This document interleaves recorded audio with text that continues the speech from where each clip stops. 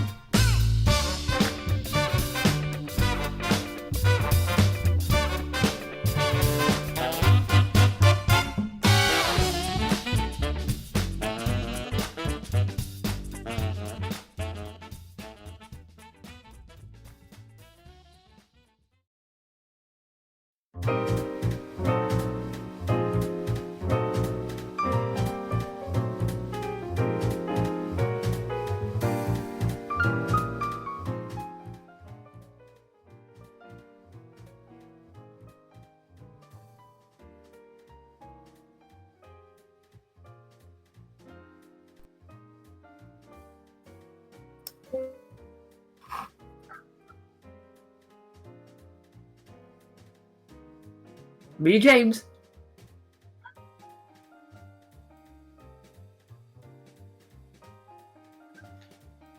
Hello. I am doing well. How are you all?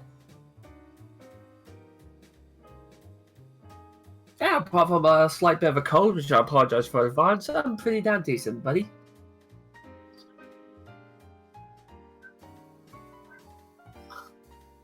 Or sniffing and coughing up quite a lot.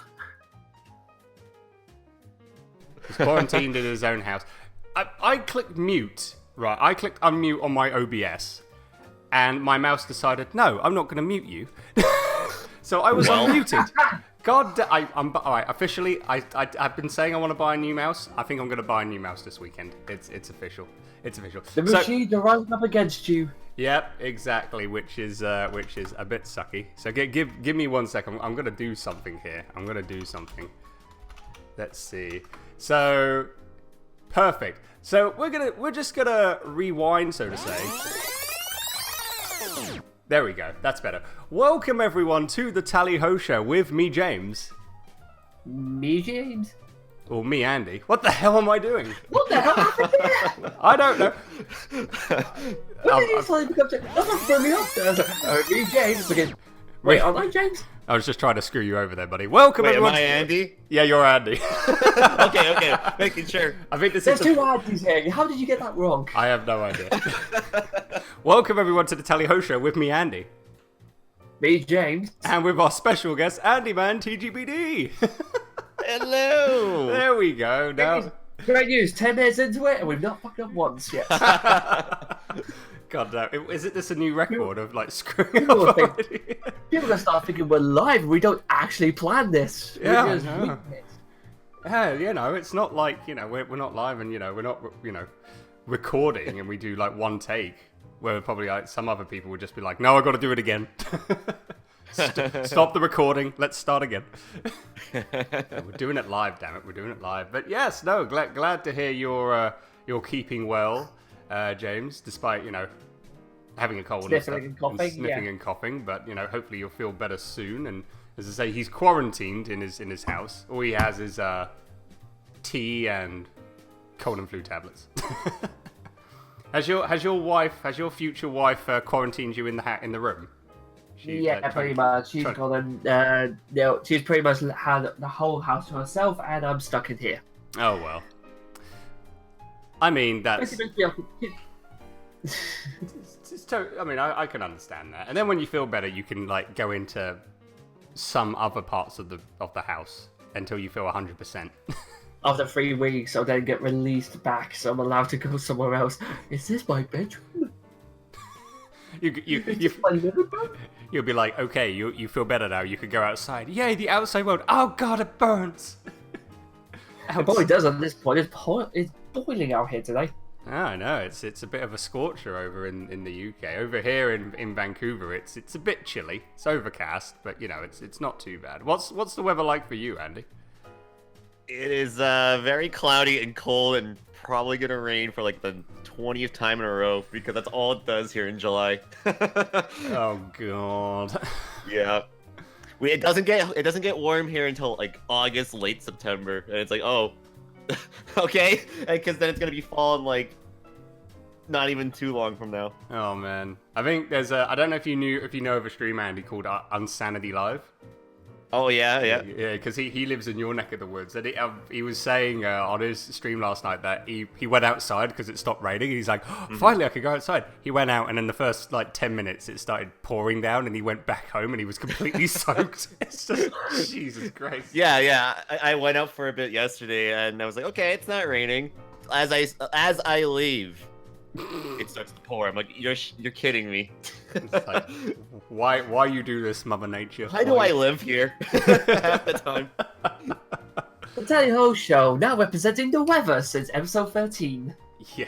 We're now sponsored by the Weather Network. Welcome, everyone. It's pissing down today. It's Friday! Not sponsored anyway, but go download the weather app. Yeah, exactly. Go download the Weather app in your Apple device or Android device. Yes. Not sponsored anyway. No, not at all. Not at all. Not yet. Not yet. Not yet. Not yet. Probably in the next, say, 25 years. I at least had 24 and 11 months at least. I mean, okay, fair I'm enough. confident. Sorry, my bad. But yeah, as I say, guys, welcome to episode 13 or season 2, episode 3 of the Tally Ho Show. We got a jam-packed show for you today. We've got some great topics, got some good music to play, and we've also got the return of James's Great Adventure. And hopefully this is going to be a great adventure and not James's short-ass adventure, like it was previously. Yes. But we may have the return of James Snow, the Bastard of the Galaxy. The Bastard of the Galaxy. Is a thing we did on the first episode, Andy, where on the story, and his character, we called him James Snow, the Bastard of the Galaxy, because he's the Jon Snow of space. Oh my gosh. Yes. Well, I ruled the world. That's I ruled the genius. universe. That is the name I'm going to be using. Well, you're going to name yourself that. Fair enough. When you take over the universe.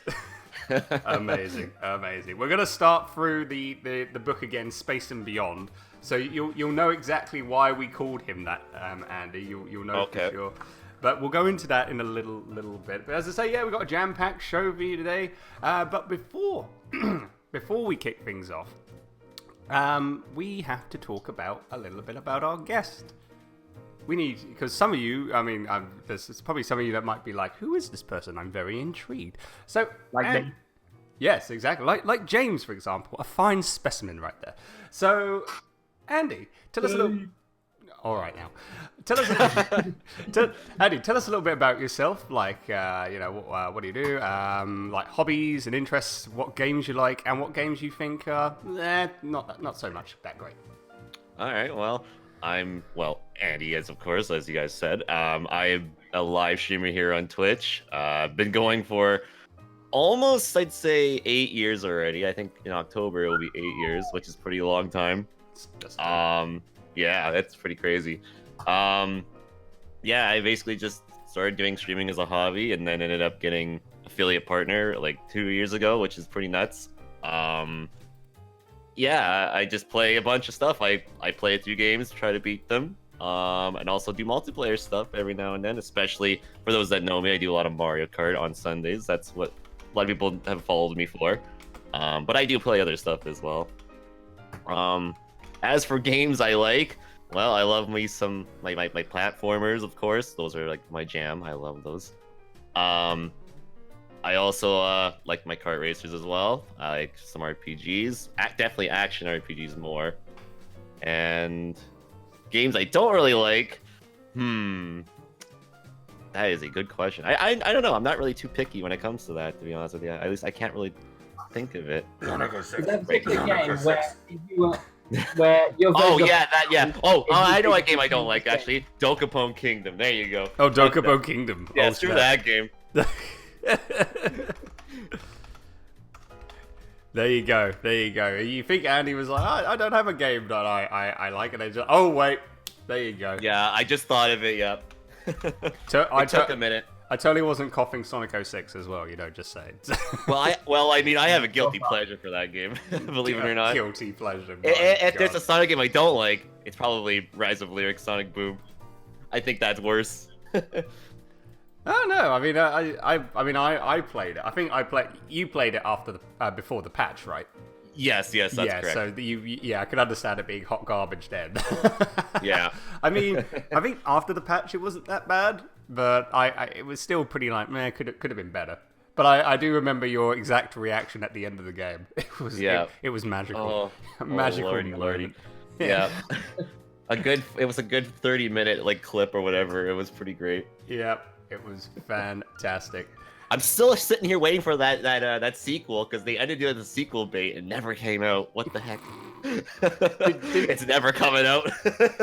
That's it. No, they just realised now that's it. No, we can't do anymore. We can't do anymore. This was our magnum opus. That's enough. Yeah. Yeah. Red alert. Red alert. My God. Wasn't there? I think because he had Fire and Ice. Wasn't that the sequel to it? Maybe on the 3DS. I think Or so, was it but the I think that was sequel? more of a sequel. I think that was more of a sequel to the 3DS one Yeah. that came out the same day. Yeah. I've yet to play the 3DS one, and apparently the first 3DS game of Boom is pretty good. Yeah. I've not played them, but yeah, a lot of people say they're pretty solid. They kind of like they remind me a bit of like Sonic Colors and Generations a bit on 3DS, for example. Like from what I've seen. Not so much the boost mechanic, but just kind of like the side scrolling kind of stuff. That's fair. Okay. Yeah. Interesting. Yeah. Well, there you go. That is, I say, that is Mr. AndyMan, who I say is a Twitch streamer. You can check him out. He does a wide variety of stuff. Plays a lot of all types of games: platform, action, RPG, racing, all of that stuff. So go check him out if you haven't yet. There's his link in the chat, and go click on his channel and give him a follow. Because again, you won't regret hitting that follow button 100%. And I know we say this a lot of times as well as a little inside thing on Twitch, but he's pretty much me in Canadian form. So Exactly. you know, if you like the random content that I make on my channel, you'll definitely like AndyMan. That's for dang sure. Wait, if he's the Canadian version of you, what are you the version of? I'm You're gonna be British because you don't live here. He's my British counterpart. Yep. I'm his British Columbian counterpart. British Columbian. BC counterpart. Fair enough. Now we just need American Andy. Yeah, I'm sure Where's there's. he at? Yeah, where is American Andy at? We need to find him. We need to go on Yes. on a hunt on like the Twitch search engine to try and find the American Andy. Actually, I'm gonna do that right There now. we go. We can have that. You gonna do that right now? I'm gonna do it right now. I'm gonna go the American Andy. There isn't really. No, come on now. There's the American no Man such thing. fan. The American pigeon. We have the American pigeon. Oh, my pet. Yeah, hell yeah. But there is no one as American Andy. What the heck? Wow. No research found. Wow, Let's that's. see here. There you go. There you go. If anyone is looking for a new name, there we are, the American Andy. There you go. The American pigeon, though. That's an April Fool's joke waiting to happen. Someone's gonna come in and go like, America. I'm like, oh dear God. America. I might actually follow this person. Yeah, why not? I'm gonna follow the American pigeon. Hell yeah. Hell yeah, there we go. Oh, you know what? I'll do it too. Why not? Let's follow him. Let's everyone. Let's all follow him. I'll just quickly do this. Everyone, he's gonna be thinking, well, who the hell are these people? I'm getting like a jet stream of people following me. Because we randomly followed you That could be a guys. new part of our, I- that could be a it new is- part of our show. Yeah, We randomly pick a followed. random Twitch streamer and we follow them. And he's got a lot of followers, and in his recent video, it's him on playing drums in a hot dog onesie. I know, Amazing. that's fantastic. Oh, I love him amazing. already. I love this guy already. It's like instant follow. So big shout out to the American pigeon. He doesn't know who the bloody hell we are, but yeah, I raise my mug of tea to you, sir. Thank you for being entertaining and dressing up as a hot dog playing on the drums. Hell yeah. Hell yeah. Living the memes. Exactly, living them super memes, yo. As I sip my tea. So yeah, so there we go. That is the AndyMan. We got to know a little bit about him, and also we got to know a little bit about the American pigeon straight off the bat, which is pretty hype. So I think we'll just get straight on with the topics, shall we? Yes, we shall. All right. And James, it's your first topic. So what in the holy heck have we got today? Here's the biggest shocker of them all. It's just been E3 that has passed. Has everybody known that E3's just passed? It did? I know. I didn't see anything anywhere saying about E3. I didn't realize it was on. Yeah, I know. It's like shock horror. Like I was just minding my own business, and somebody told me, like, did you know E3 was on? Like, what? It was? My God. So, of course, ladies and gentlemen, since E3 has come around, we've now got a great update on what's happening from all our great ones, following by Microsoft, Bethesda, and EA, and all those great gaming companies. So, of course, I've had a look at E3 as well for the whole 2019, and I've found some parts I thought, oh my god, that's brilliant. Some parts I were like, do we really have to? And other parts I'm just thinking, the fuck? So, ladies and gentlemen, for you guys, for your first topics, it is E3. What was your best moment, the worst moment, and the what WTF moment? So, I'm going to start off with our guest Andy today. So you were gonna say, I'm gonna hand it over to Andy. Which Andy? Wait, which one? Which one are you talking about? To say Andy, and we'll see which one of you jumped in first. we both would have gone. Who? we'll say host Andy and guest Andy then for this one. There we go. Okay. Andy, so what did you think? E3 best, worst, and WTF moments.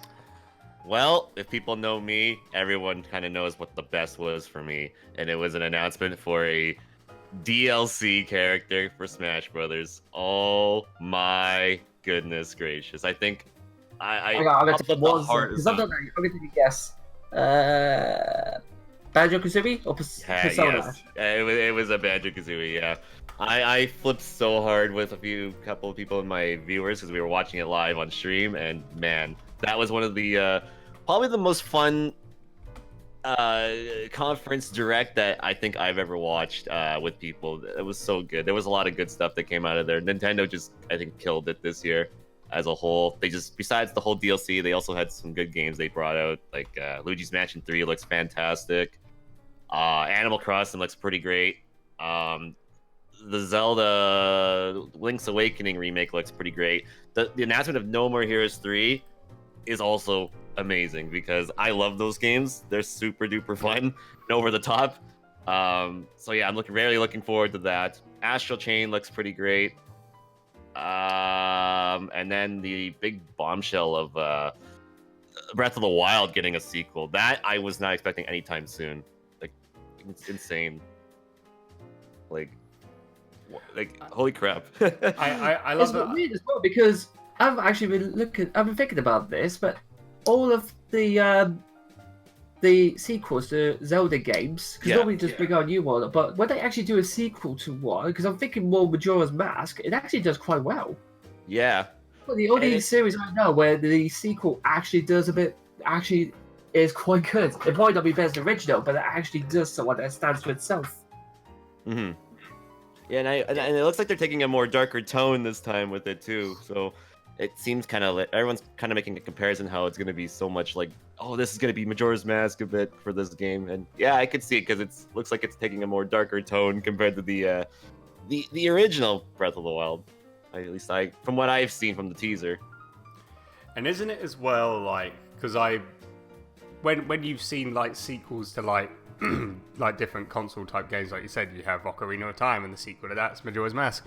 But the stories, I mean, I don't know, they don't normally connect the stories in a way. Like you don't. Like, Zelda. Yeah, like in Majora's Mask, the only thing you see regarding Ocarina of Time-ish is when Link and Zelda cross paths, and she gives, they play the song, and then he goes off on Epona, and that's it. But then you don't hear about any other Ocarina of Time thing, like story. Yeah, that's true. But you do have to do you do use the Ocarina of Time from Majora's Mask. That's what stops the whole 3 days explosion. Yeah. So that's like one part of it, but there's no like other parts to like Ocarina of Time you see in Majora's Mask. So it's like its own thing in a way. Mm-hmm. But, so I love the fact Ocarina of Time was actually. They've actually confirmed it now that the timeline for Ocarina of Time is when it splits into 3 different timelines. Yeah, so then I think it's like Majora's Mask was one timeline, and then you've got Wind Waker was another one. And then you have, I think it was Breath of the Wild, that was the third timeline? Yeah. I think Breath of the Wild was trying to bring them all into each other on the timeline. I think that's what they were saying, because they sort of want to get, like, whichever finding out which one is which. They went, right, we're saying this 10,000, 100 years into the future. There we go. Now we can all match it up. Interesting. I mean, it's like I've only seen like little snippets of the trailer for Breath of the Wild 2. I haven't seen like the full thing. So, but actually hearing the story saying, "Oh yeah, Breath of the Wild's getting a sequel," like I'm like, "What the heck, really?" Like, no way. That's pretty dope. And people have been making fun jokes saying like, "Well, Nintendo had all this DLC, they couldn't like put it all in the first game, so they're like, oh, we'll just make a second game." So all the memes I've heard on that, I'm like, well, yeah. I mean, you know. I can understand where they're coming from too, because they are using the exact same map too and whatnot, so it makes sense. But I guess if you have all those assets, why not, right? Just go for it again. Exactly. Add on to it. So what, Andy? What are your like WTF or like not so good moments of E3? Oh man, I will say for not so good and WTF both come from the Bethesda conference, in all honesty, because the first half of this conference, I'm just sitting there watching. I'm like, really? Are you kidding me? The whole thing about when Todd Howard comes on stage and they're talking about like the Fallout 76 stuff, and then they added like a random battle royale to the game. I'm like, okay, that's fine. But the thing is, they made a missed opportunity here. They didn't make the battle royale 76. It's like a different numbers like 50 something or whatever. I'm like, wait, you missed your opportunity on that. Like, hello? Yeah, they could have done that, but no. Yeah, and then the big WTF came from them as well, where they were like talking about how they're adding NPCs, human NPCs to Fallout 76. It's like, why wasn't this in the game to begin with? Like, hello? I thought about that. It was a bit weird because it's so weird. You're sort of the first people to escape from the vault when it first opened. Yeah. But now they're adding NPCs to it to basically say, actually, there were people here all this time, but you didn't see them. Yeah. Okay. It's just a weird thing to announce on a stage too. It's like, yeah, be excited for this. It's like, why? Why should I? I think. I mean, other games do it. It could be because they're doing so poorly at the moment. Fallout 76. They're trying to throw everything out to go, look, we're brilliant. Actually, look at our game. It's fantastic. And we're just basically everyone's turning around going, it's not. It's Fallout 76 was horrible. Just let it die. Put a DNR on it. Yeah. Just, You say everyone will be like that, but there was one guy in the audience that every time something was happening, you would hear him go, yeah! Oh, I love that guy. That guy's my. I need to find out who he is, and I want him to be my hype man.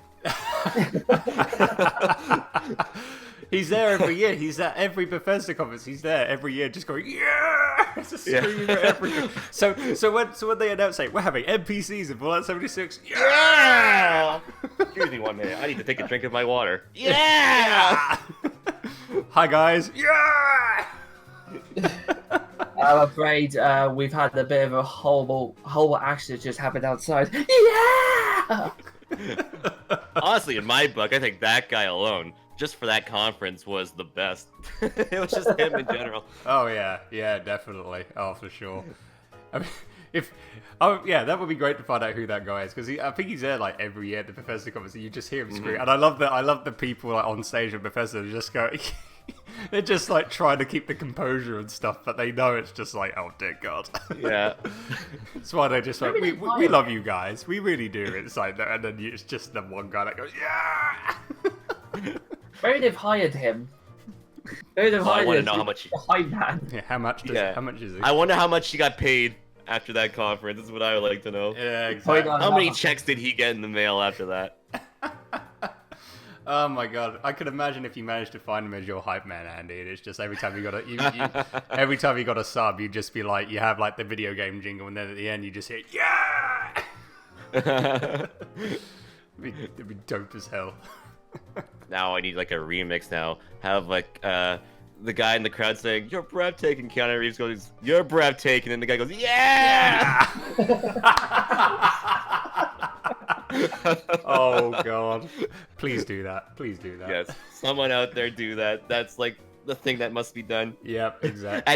And then you have the one, and then they show a person in the crowd being all like thinks this is all cringy, and it's the one chick going, "It's spooky."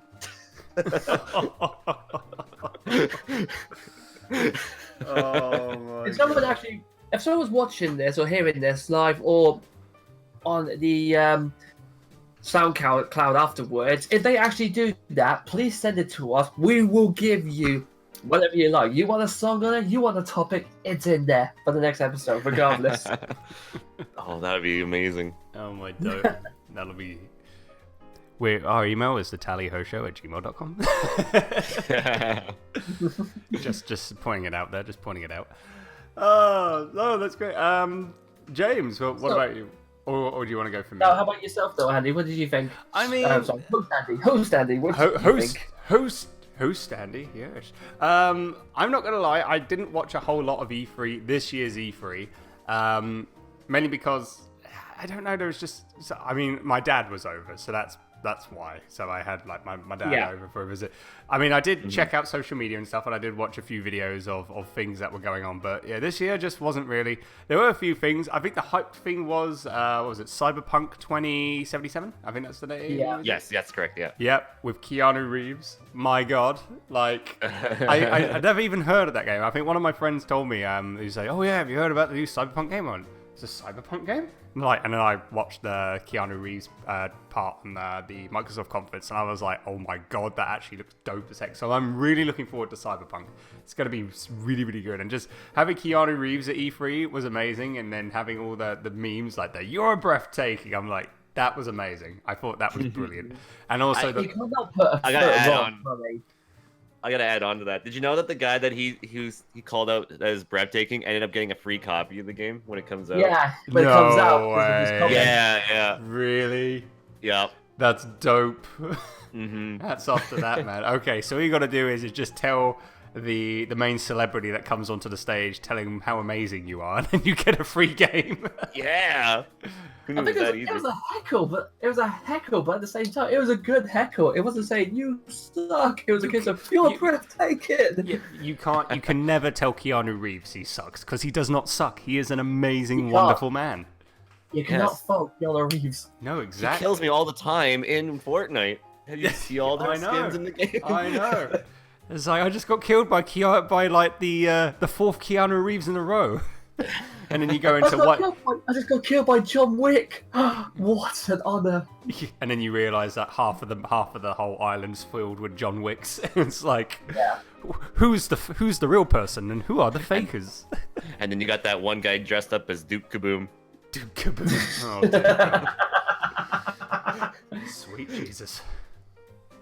But That'd be funny as. that would be. I mean, the other thing is I love the Keanu Reeves one when he just goes, like, the other meme when he goes, "Check this out." And then it's just like, somebody made a green screen, like, "Do with it what you will."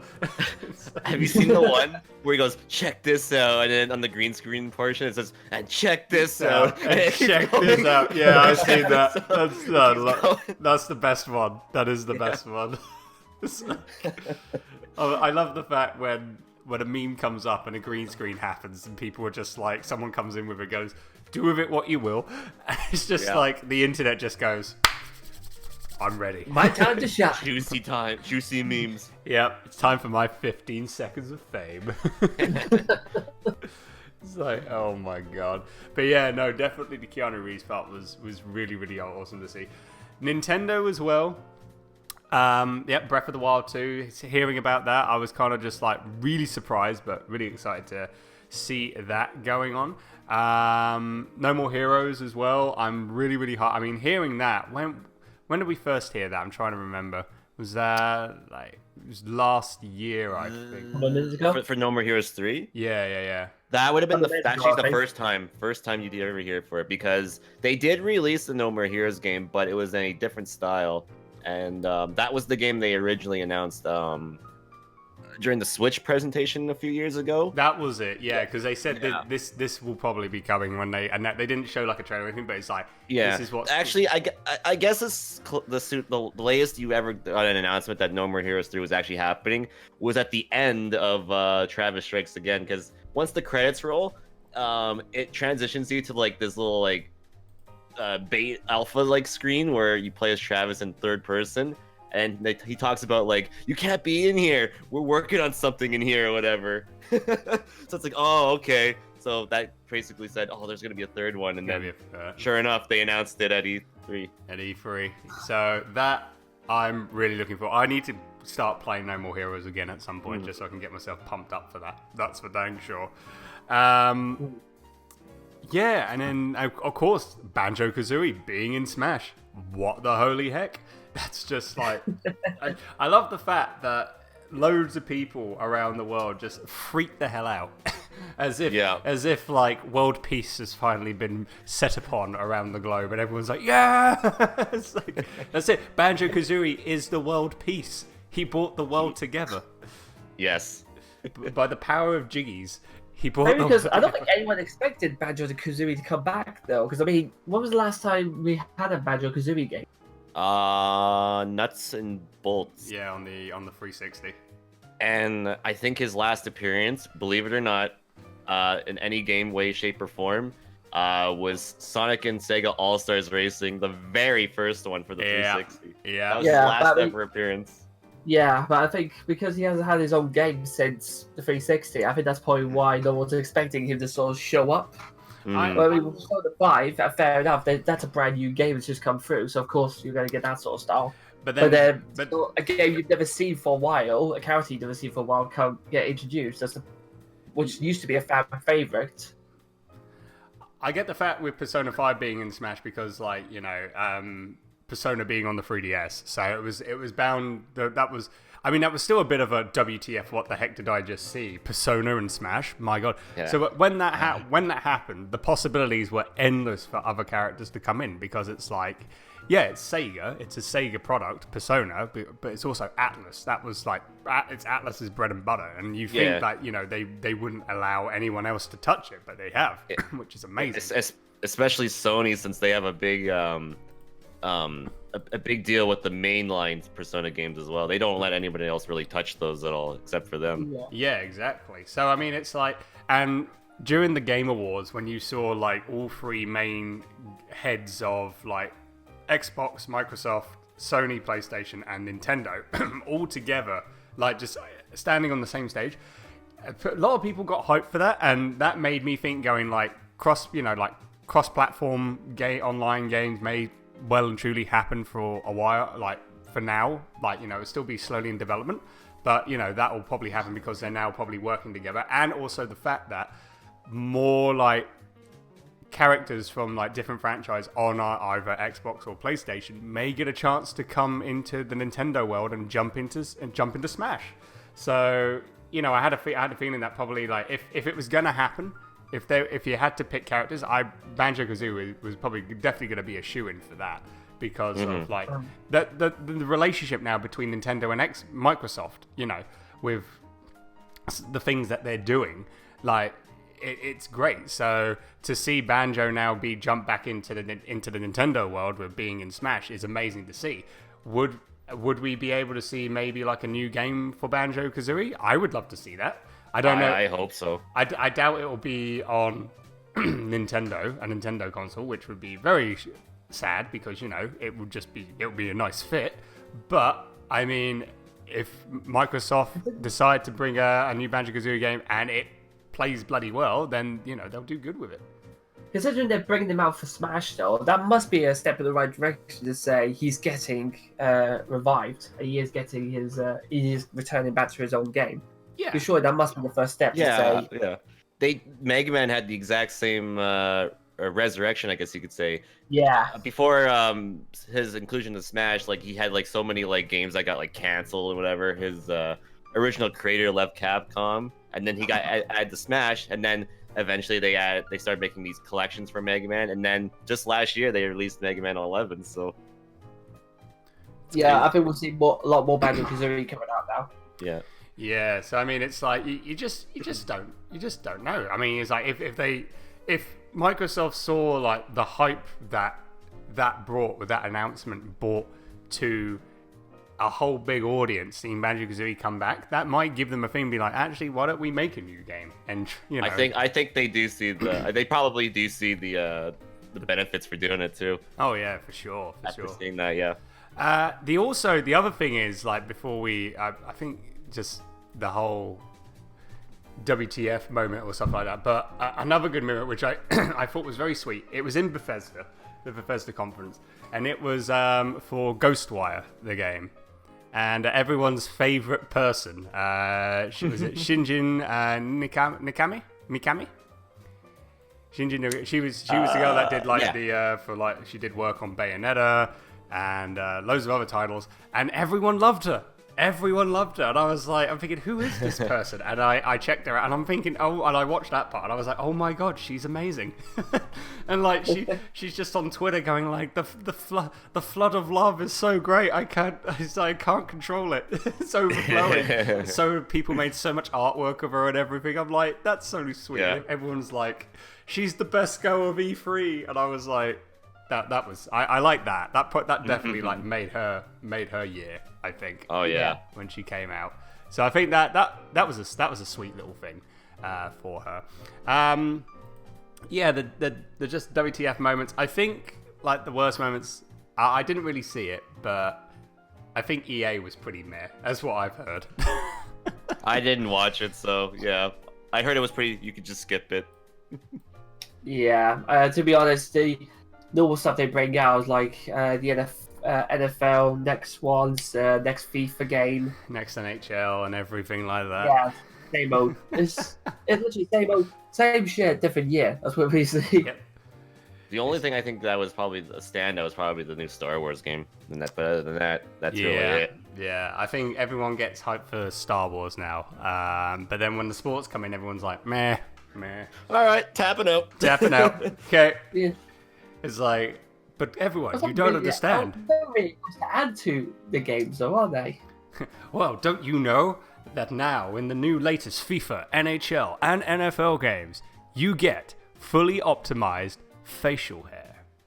My God. That is literally what they'll do, and then they'll make you pay 60 quid for it. Yeah. Is it a windy day down in Manchester and Old Trafford? Well, don't you worry, because your player, if he has facial hair, you get to see the wind hit his beautiful loins all around. Look how beautiful them graphics are. Look at his beard. It's majestic. You want this game? Buy it.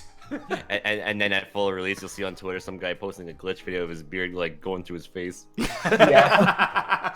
Or it's just or his beard has got 10 times its size, so he can knock him into the back of the net with his beard. His beard just whacks the ball in the back of the net, and it's like, it's a goal. He used his skills. It's a goal from Gandalf. You just imagine that, and then people just, oh, do you know it'd be great if you had like a fantastic beard and there was like a glitch fest of like when you make like a long beard, just make Gandalf the goalkeeper. You shall not pass. And the beard just smacks the ball out. Oh, that's what they should do. Actually, that's what they should make in FIFA. They should have a create your own team in FIFA. They had that in FIFA 17 and like in the old console, PS2, GameCube, and Xbox version. But on the next gen, they got rid of it, and we've never seen it. Yeah, they had a create your own team mode in FIFA 17, but it was only exclusive to the PS2, Xbox, and GameCube versions of the game, which was amazing. And and when FIFA 17 came out, it was also out on 360. You'd think they'd implement that into the game, and for all the other FIFA games, they got rid of it. They got rid of create a team. They replaced it, didn't they, with the journey? Yeah, they placed it with the journey, but the journey is a story mode with a specific character. The one thing I would like to see, because I'm guessing on the new FIFA game there's another journey mode. I need to play it because it looks good. But I would love to see if they did a journey mode with your own created character. Not the be a pro, but, you know, have your own created character be a part of a journey story. That would be pretty dope. Just like in WWE games, when you create do your own story mode, you can create your own wrestler and have him be part of Yeah, or what is it, like the NBA 2K? They have like a story mode too, kind of like thing in those. Or Madden's been doing that too recently too. Madden's is that with a specific character, or is that a created character? That was a created, I think. Oh, but you okay. had a specific name you had to use, but you can create how he looks and whatnot. Well, that's good. I mean, they're pushing it in the right direction with Madam. FIFA, Yeah. I would like to see. I would like to see an NHL story mode. That's got to happen. at some That point. would be awesome. That would be awesome. But as a fan of those games, it just feels like they're way behind the times at times with this stuff. Yeah. And they bring stuff in, and then the next gen comes out, and then they just ditch like a bunch of stuff, and then they'll reintroduce them again as new things. New features. New features, and it's like, you had this in the last gen. Why are you? I don't know. Nowadays I have like a love-hate relationship with the EA NHL games. It just Everyone just has a love-hate relationship with EA at the moment, so... fair enough. Yeah. Fair Yeah. enough. Yeah. I mean, EA is just like, 40 minutes down the road from me. I can go and talk to them and be like, hey, you know what? You could put in this into your games. Speaking of that, I could just go in and go, make beard mechanics in FIFA. Trust Give me my GM connected mode back. Online GM mode. Oh my god, online GM mode. Jesus Christ. Back in the day. Yeah. I think, so that's pretty much my moments there. James, for you, what was your best, worst, and WTF moments? Well, like you, I did actually have a look. I didn't actually get to watch it, unfortunately, because I was at work, but I managed to look at it on Facebook and on YouTube as well. Best moments were probably, of course, was Keanu Reeves in Cyberpunk 2077, and I'm hoping the game's going to look as good as they did on the actual preview for it as well. I'm actually looking forward to the new Star Wars game, just for the storyline, but I'm hoping it's going to last a hell of a lot longer than Force Unleashed 2, because that really peeved me off. Yeah, I beat that game in like one sitting. I was like, that's it? Yeah, it was literally a case of, I sat it down, I think it was like 2 hours worth, and it was just a case of, wait, that's it? Isn't it Yeah. How short was it? It was as long as watching an actual film in the series. Oh, dear This God. could have been a literal DLC for Force Unleashed 1, and then I don't think anyone would have noticed. Mm-hmm. It was, I didn't like that one. But also as well, you said about Bethesda, and I'm actually looking forward to a new Wolfenstein game, because the new remake of Wolfenstein with the new Order, the new Colossus, I bloody love it. I love it so much. Like, there's one of the games where I'm glad to keep coming back to and keep playing, because I just love the storyline for it. So I'm looking forward to seeing how it continues in Youngblood. And also set in Paris, so, get to shoot down the Eiffel Tower. Yeah, I bet you would love that. Killing Nazis on the Eiffel Tower was not to like. Jesus Christ. No, you And just blow up the Eiffel Tower in general. sentence. Take that, France! No, we're defeating the Germans. That's what we're doing. Like, take that, France! Oh God, James. And but yeah, worst moment, it was actually when the new Xbox or Xbox Scarlet. It sounds a bit stupid why that would be a worst moment, but they introduced it and said, yes, we've made this fantastic new console. It's going to be fantastic. It's going to be amazing. You're going to be utterly spellbinded by it. Can we see it? No. Yep, there you go. What's the point then? We know there's a PlayStation 5 out, but we know Sony have actually got the decency to go, yeah, they know it's coming out. Let's actually give them something to show for it first before we send them. Mm-hmm. So, as I might just be me, though. There was no Fable 4, even though I've been hearing lots and lots of stuff that they were going to announce it, and then nothing came up for the new Fable, which I'm really disappointed at because I love Fable. But you know what they did announce? Microsoft Flight Simulator. Let's go. Oh, geez, yeah. Hell yeah. Forget what I Big just plug said there. chip That was for that the main game. highlight. Yeah. I actually am looking really forward to that game, not gonna lie. And my WTF moment though, did you guys see Man-Eater? Or heard about it? No. Not really. It's weird. It's a very weird concept. At the same time, it looks really good as well. It's literally a GTA game, but you play as a shark. Oh. What? You are a shark, and you are basically going around. You're taking people off their boat. You're jumping onto the beach and eating, like, as a shark, eating stuff. Getting out onto the seabed. You're taking on aquatic monsters. It looks weird. It shouldn't work, but it does. I don't know how it does. So it shouldn't work, and it does. What the hell? Look at it. If you get a chance, looking on YouTube, and you understand that it's like it seems weird as a concept, but it seems to work somehow. And there was also the new Marvel's Avengers game because Yeah, I forgot to mention that. Yeah. Oh, I forgot to mention that. Yeah, that for sure looks amazing. So I'm so looking forward to the new Avengers game because I just want to see what it looks like. From the trailer, it looks pretty decent. So I'm hoping the gameplay fits it as well and actually does well. And the main one as well, which was the biggest one for me, was the Breath of the Wild 2 trailer. Because I've been recently playing a lot of Breath of the Wild. So I've really got myself into it. And then when they announced number 2, I was like, oh my god, that's amazing. If there was one game I forgot to mention that I'm literally looking forward to that came out of the whole show, Final Fantasy VII Remake. Oh, yeah. Oh, yeah, Of course. I forgot to mention that. It's getting there, slowly but surely. Yeah, it's happening. It's like Kingdom Hearts 3, when it's like you see parts and it's like, it's getting there. Close. Very close. It's like, it's just what Square Enix do. They take their time, which is good. They take their time with making the games, and then they show off like little teasers and stuff. And then like maybe 6 months to a year down the line, here's another teaser, which looks completely different to the last teaser that they showed off. And it's like, what the? It's getting great. Yeah. Just give me the game now. Yeah. Even they're just going to keep doing that. They're going to go, here's it. No, you can't. But here it is again. No, take it away.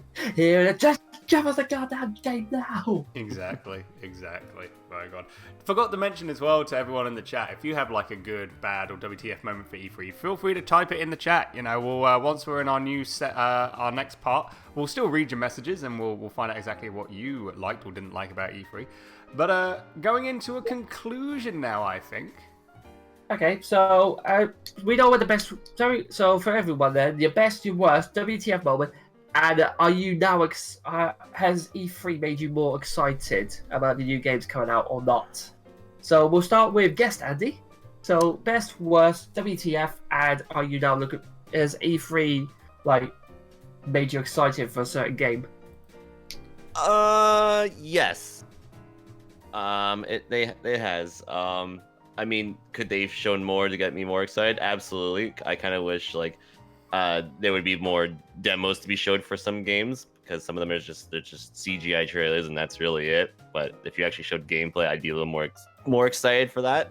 But yeah, every time I see just announcements or anything for that, I'd say yes. But I personally think it was probably not the greatest E3 for the past couple of good years. I think it was kind of a weaker one, but there was still some good stuff that came out of it. I feel like Sony was definitely greatly missed this year for E3. It just something fell off about E3 this year without them.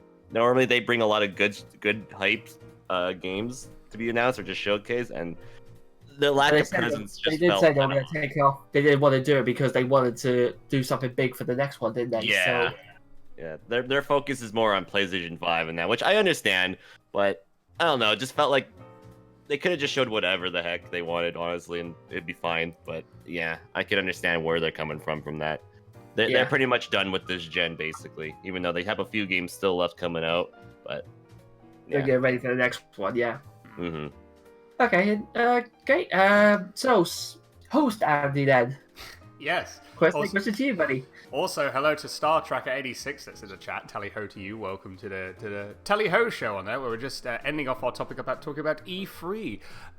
This year's E3, not the most memorable, to be perfectly honest. I didn't even want, because normally when an E3's on, I'm like I cut out like streaming on that weekend just to watch the conferences.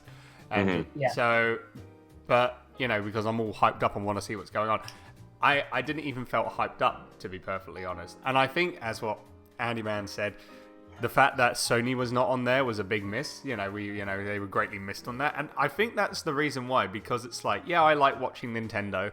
Yeah, I like watching like the Microsoft conference. But the main reason why I like watching E3 is because of Sony.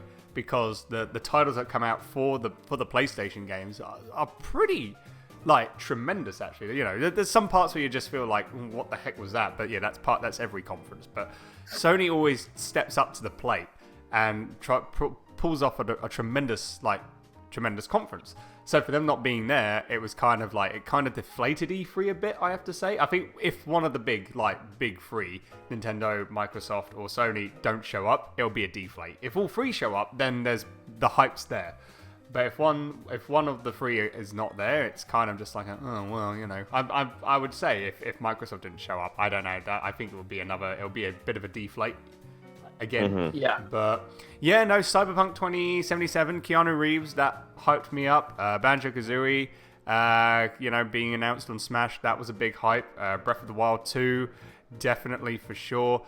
And just the WT, and also, with Ghostwire, aka Shinjin, I'm gonna get a name wrong because I'm so terrible with names. Mikami being on Bethesda, everyone's most favorite girl, which was absolutely amazing. I did love that. And then also just Bethesda in general. But at least, hyped up guy was there to, bring some hype to it, so to say. Try to hype everyone up. And yeah, just WTF, Bethesda in general, and the meh, like EA. I didn't really watch it, but it's the same old stuff every year. Pretty much. What about you, James? For me, best moment was Keanu Reeves, the new Star Wars game, and Wolfenstein Youngblood. Worst moment was Xbox Scarlet, No Fable 4, and there was a particular one that we mentioned earlier, which was Fallout 76, but I'm not going to explain it here because that's actually part of the where we go on to our next topic. Yes. The WTF moment was Man-Eater, Marvel's Avengers, and the Breath of the Wild 2. And since hearing about it, honestly, I'm more looking forward to the games now coming out because I think it's going to be a big one for 2019 gaming, and just in general, I think it'll be quite a good game I think it'll be quite a good year for games. So I'm looking forward to seeing what they can do. I just hope that everything they introduced at E3 is actually going to be what they produce instead of like they did with one of the previous games in previous E3s where it was amazing graphics and then the game came out and it was just diabolical. I'm hoping that when you see the hype on some of the games, like Cyberpunk, I'm going to say, for example, looks freaking dope, and they've got like a fantastic actor in it, Mr. Reeves, which hypes it up. You don't want to see him actually come through and deliver the goods instead of... Yeah. I don't want this hype to be all this all pumped up, ready to go, and then the game comes out and it's just a heap of hot trash. Because that would suck. Yeah, it would do. Just like Destiny, they did the exact same thing. They had a big named actor in the show. That's it, Destiny. That was the one I was thinking of. He sat and his performance sounded like he didn't give a shit being there, and they had to patch him out because he did such a bad job in it. Oh my god, Jesus. Star Trek says, "Yeah, what's up? Sony was missed. Yeah, it was totally missed this year, but maybe next year they'll be back up, ready to rock and roll and announce some exciting new things, which would be really, really cool to see." And Toby's in. He says, "Morning, hello, Toby. Tally ho to you. Hopefully you're having a good weekend. Welcome to the Tally Ho Show." I think we're gonna start off our first round of music, shall we? Yes, I think we shall. Right. And it's my music track. So, do you like me to introduce it, mate? You can introduce them. What have we got playing today? Awesome. So, we're gonna kick off. With two games that I absolutely adore, both on handheld ones. I hope you enjoy as much as I do. One of them is from Ace Combat series, because they always seem to produce the best music in my own opinion. But we're going to start off things first from Pokemon Omega Ruby and Alpha Sapphire. This is the battle with Primal, Kyogre, or Groudon. And you're listening to the Tally Ho Show with me, James. And me, Andy. And Andy as well. With me, James, Andy, and Andy. We shall be right back. But until then, ladies and gentlemen, hope you enjoy these first batches of music. So let's start us off by battling the Primals in Pokemon.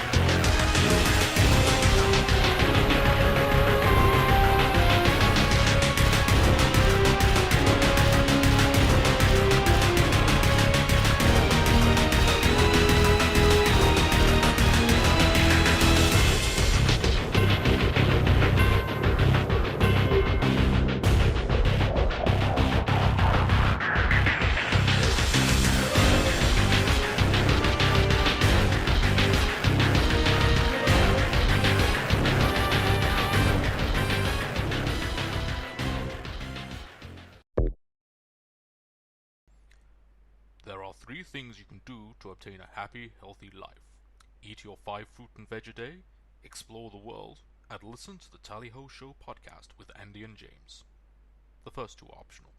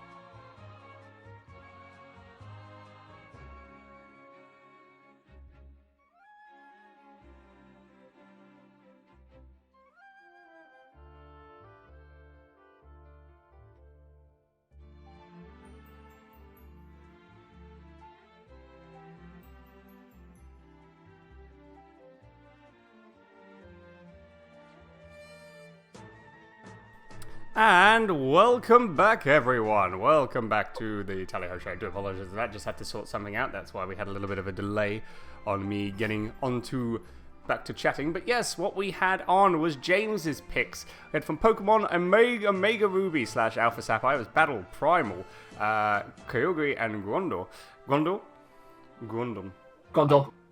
I had it right first time. Sometimes I'm just like, some of the Pokemon names, I'm just like, is this right? I don't know. I haven't played Pokemon in a long time, so yes, you can blame me for being a rusty Pokemon nerd. So there you go. And also, you're a nerd as well. Yeah, Whoa. but I love being a nerd. Yes, so do I. I love being a nerd. Everyone loves being a nerd. Andy, you love being a nerd, right? Yes. There you go. See. There's like, yes. Yes, I am. I'm the greatest Yes. nerd. You just have That should have been my answer. There you go. Hey, Captain Falcon, are you a nerd? Yes. It's like, there you go. Jack. Oh no, it's like, hey, Captain Falcon, are you a nerd? Falcon. Ouch. Like, I'll take that as Did he a not no. say yes? No. No. I just punched you. Oh, I just asked if you were a nerd. You didn't have to punch me. Show your moves. Dear God. And then after that, from Ace Combat X, that was End of Deception. So now we're jumping on as you hear the sweet music of this jingle as we play on. It's time for James's Great Adventure. Yay! Woo! So as we had I'm back on adventure. You're back into outer space. Outer Yes. space. Space. So as I say on the first episode of season 2, what we had, and oh, hello. Also, just a quick hello to Grady, who is in the chat. Hello to Grady and Edge as well, who's destroyed my house. So how we're still doing this show is beyond me. Just typical. But yeah, He said no bad thing about Edge. He knows who his true leader is. just because that he keeps calling you my liege, you know. It's like, He knows his place, unlike some people. I know my place. My place is not to worship you, you scrub. And when I rule this, when James Snow, the bastard Of the galaxy. of outer space, of the galaxy, becomes king of the universe, you shall pay dearly, Andy. Edge, however, will be my right-hand man. Okay, fair enough. Also, hello to Sonic, who's just jumped into the chat. Hello. Also, OBS is better. Shock horror, I'm using OBS to do the show, Sonic, so, you know, just for you, because I know you'd like that. Anyway, James's Great Adventure. On the first episode of Season 2, we started it off with Space and Beyond, and it was more of James's short adventure than James's great adventure. Yeah. But, yeah, and oh, damn me, I forgot to take something off on the goddamn... Nightbot is... Today's stream is apparently a rerun of a past stream. Wait, this is not live? No. What? Shock horror, we're not No, live. Twist. No. What's worse is the fact that we just said that this isn't live, yet right at the beginning we screwed up, which means we left the screwed part in. Yep. Intentionally. No, see that was my favorite thing. surprise! You've been tricked. There we go. I just wanted to see everyone's reaction to what it was if Nightbot showed off. Today's stream is in fact a rerun because of VOD issues. What? No. Anyway, yeah. So as I say, Space and Beyond. We had James's story being very short. And then last episode, when we had Green Viper 8 came on, we had my adventure. So we're doing like back and forth. So this week will be James's adventure, next would be mine adventure, so on and so forth. You know, just to keep things fresh, so to say. So we're gonna, because after what happened, and you know, James got very, very frustrated with the game, so he completely erased the data, and we're starting all the way back from the start. So if you missed episode 1 of season 2, you'll be able to listen into all of the story again on this. Will James pick the same path like he did last time, or will he go completely different? But Well, considering we went past a month, I probably forgot where I was going now. Ah, well, there you go. I do. Grady's like, I knew it. We are in the future right now. Goodness gracious. But because we have AndyMan here, AndyMan has got a power-up for James, which is what I like to call back in time. So if at any point James says, I want to go this direction in the story, and we do, and you know, we go through the spiel of what's happening, and then James has 2 choices to make, and he decides to pick one of them. But if Andy feels very uncomfortable, or if James feels uncomfortable being in this new predicament and doesn't want to pick either choices, they can pick the power-up, which is back in time, to go back to the previous section and go the other way. Will that be good? Will it be bad? And even if they get like an ending, they can Nobody decide... knows about Mandy. Exactly. Well, it's like it's up to both of you to see if you both want to use the power up. So, and pretty much like, and again, if it's a short end, then they can use the power up and be like, I want to go the other way because I want to continue.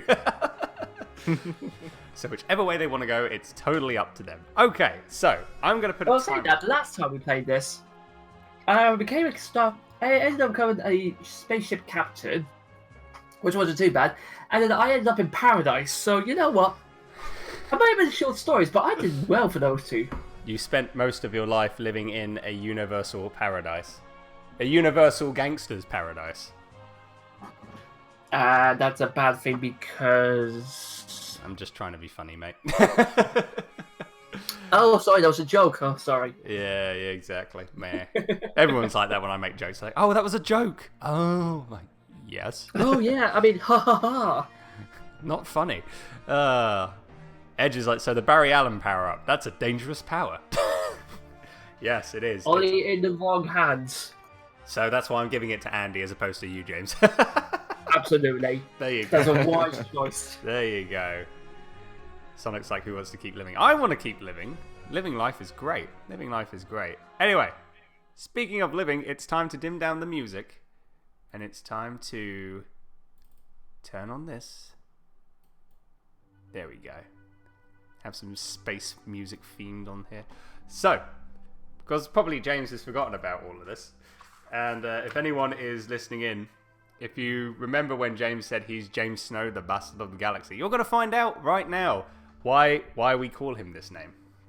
So, James and Andy, James, you were born on a spaceship traveling between galaxies on a dangerous research mission. The crew of the spaceship includes people from 5 different galaxies. Your parents are not from the same galaxy, but both have features common to those found on the planet Earth in the Milky Way galaxy. Because you have been born in deep space, you must choose the galaxy and planet of your citizenship. The spaceship is traveling at 62 times the speed of light, so you just grow like super quick, pretty much. That's about right. Yeah. Growth spurt and a half. It's like, it's been 5 minutes into space. Oh my god, I'm 30. I just went to get myself a cup of tea. I just went to get myself a cup of tea, and now I just went to go get myself a cup of tea, and now I need now I need a pension. God damn it! You reached the Earth age of 18 years old. There you go. In just 3 days and 2 hours. See, you went to go get a cup of tea. It took 3 days and 2 hours to make that cup of tea, and look what happened. You're now 18 years old. Jesus Christ. That was a long ass cup of tea. Still quicker than a drive-through at Tim Hortons. Exactly, yeah, pretty much. Pretty much. It's for dang sure. Now you must choose the planet Kenda in the galaxy of Pintum. See, these names are so weird. Or the planet Croyd in the galaxy of Ophos. I forgot about Ophos, actually. The mission commander demands your decision. So, and then we go on to here. Kenda is 3 times the size of the planet. The star that provides some of its life-giving force is huge but ancient. There is fear that it is losing its force. Kenda has a history filled with trouble. Croyd is in the galaxy Ophos, far distant from the Milky Way galaxy. This galaxy has black holes and supernova stars. It has always been regarded as an uncertain region by observers and spacecraft crews. It is a difficult area, and the black holes are uncharted and dangerous. Reports from previous space probes say that Croyd has had a dim and troubled past. The reports also prophesy a bright and exciting future. So, James and Andy, do you choose Kenda, the planet Kenda, as where you want to have your citizenship, or do you choose the planet Croyd? I say Kenda, because I've done the other one before. I'll go with that. Go with that. Just so you know that probably in the future, the whole universe will be taken over by the United States of America. So citizenship will probably be hard to get. Well, there we go. Any Americans listening in, I am sorry. But it might be happy true. 4th of July. Or belated 4th of July. Yeah. Happy 4th of July. You've taken over the universe. Yeah. Happy 4th of July, traitors. It's okay. I've had that where people... I'm joking. It's okay. I've had like my American friends come up to me going, "Happy 4th of July when we like beat you and got independence." So I just replied back to them saying, "Yeah, we didn't want you anyway." So Oof. And then they're just like, "Yeah, that's fair." So it's like, yeah, all the bants. Sonic's like, I feel like an immediate jump in age would be somewhat comical, with the shaking aggressively for just a moment, making a weird grunting noises followed by a bubble popping sound to signify the age jump has been made. All you need is like, and then all of a sudden, there you go. Holy crud! I need to get a job. Okay. Oh god, I gotta pay taxes! Yeah, exactly. It's like you're 5 years old, all of a sudden you jump up to 28. Congratulations! Here, you owe us this much money. It's like, god damn it. So, you want to go to Kenda, do you guys? Yes, we shall go to Kenda. Yes. Okay, so here we go. Kenda is visible on the galaxy scanner. Now that you have chosen your parents announced that Kenda is your father's home. So it's your dad's. So you get to try and find him and figure out what the bloody hell's going on. Yeah, why the hell he left my mum? Why am I back? Why'd you leave me, Dad? We could have gone fishing together. Space fishing. Space fishing. It would have been great. The crew of the spaceship carefully prepares a space pod for the journey to Kenda. Seating yourself at the controls and positioning the programmed flight path, you disengage from the mothership and drift off into space. So you guys are just going by yourself. You're just like, well... Oh, that's it. That's just me all by myself, is it? Yeah, you're not going to have your friend with you. Right, so you guys said, I'm out of here. I'm going. Who wants to do the ship anyway? I'm going to do this, and yeah, like, just, so long, suckers. Pretty much. Sonic says, go up to him and be like, I need help paying for taxes. I think your dad, you go to your dad and be like, hi, I found you, Dad. Can you pay off my taxes? I think your dad would be more concerned at how the freak you became so old. Yeah, exactly. No, son. Just to let you know, I am a Yoshi, son. I can't do taxes. Oh. What a twist. Oh, what No. a twist. My God. I'm half human, half Yoshi. My God. Oh, that's why I have this incredibly long tongue and I'm hungry all the time. Okay, that's too much information. Don't know what you do with that big And a tongue. very big fascination of fruit. Yeah, exactly. A fantasy of fruit. By God. This suddenly turned weird. This is a Tally Ho show. What do you expect? It's always weird with every show we do. Sonic's like, I think your dad would be more concerned about how you became, how the freak you became so old. Yeah, pretty much. I blame Thanos. Yes, Thanos. It's that goddamn snapping there, with the Infinity Stones. You didn't lose. Half the universe didn't get populated. Half the universe didn't disappear. Half the universe freaking got old so quick. Exactly. He wiped 50% of your childhood, basically. By God. My God. Not the childhood. Long tongue, constantly hungry. Sounds like the lead member of Kiss. Sonic. Oh. Jesus Christ. Anyway, Wow. moving on. Drift off into space. Once in space, you are propelled by gravity generators. Something is wrong. Hang on. Let me do this again. Something is wrong. There we go. Enjoy that dun. You look at the scanner. Yeah, thanks for that. Yeah, no worries. You look at the scanner and see a nebula that is not supposed to be on your course. Suddenly, the gases and particles of the nebula surround you. Your gravity generators and life support systems might fail. Oh, James! Oh God, no! No! Oh no! Is this the end of James and Andy in the first section? Are they going to use their power back in time? Let's find out. Can you beat in space? The noises are back in my head again. Jinkies. Yeah, and Velma's with you as well.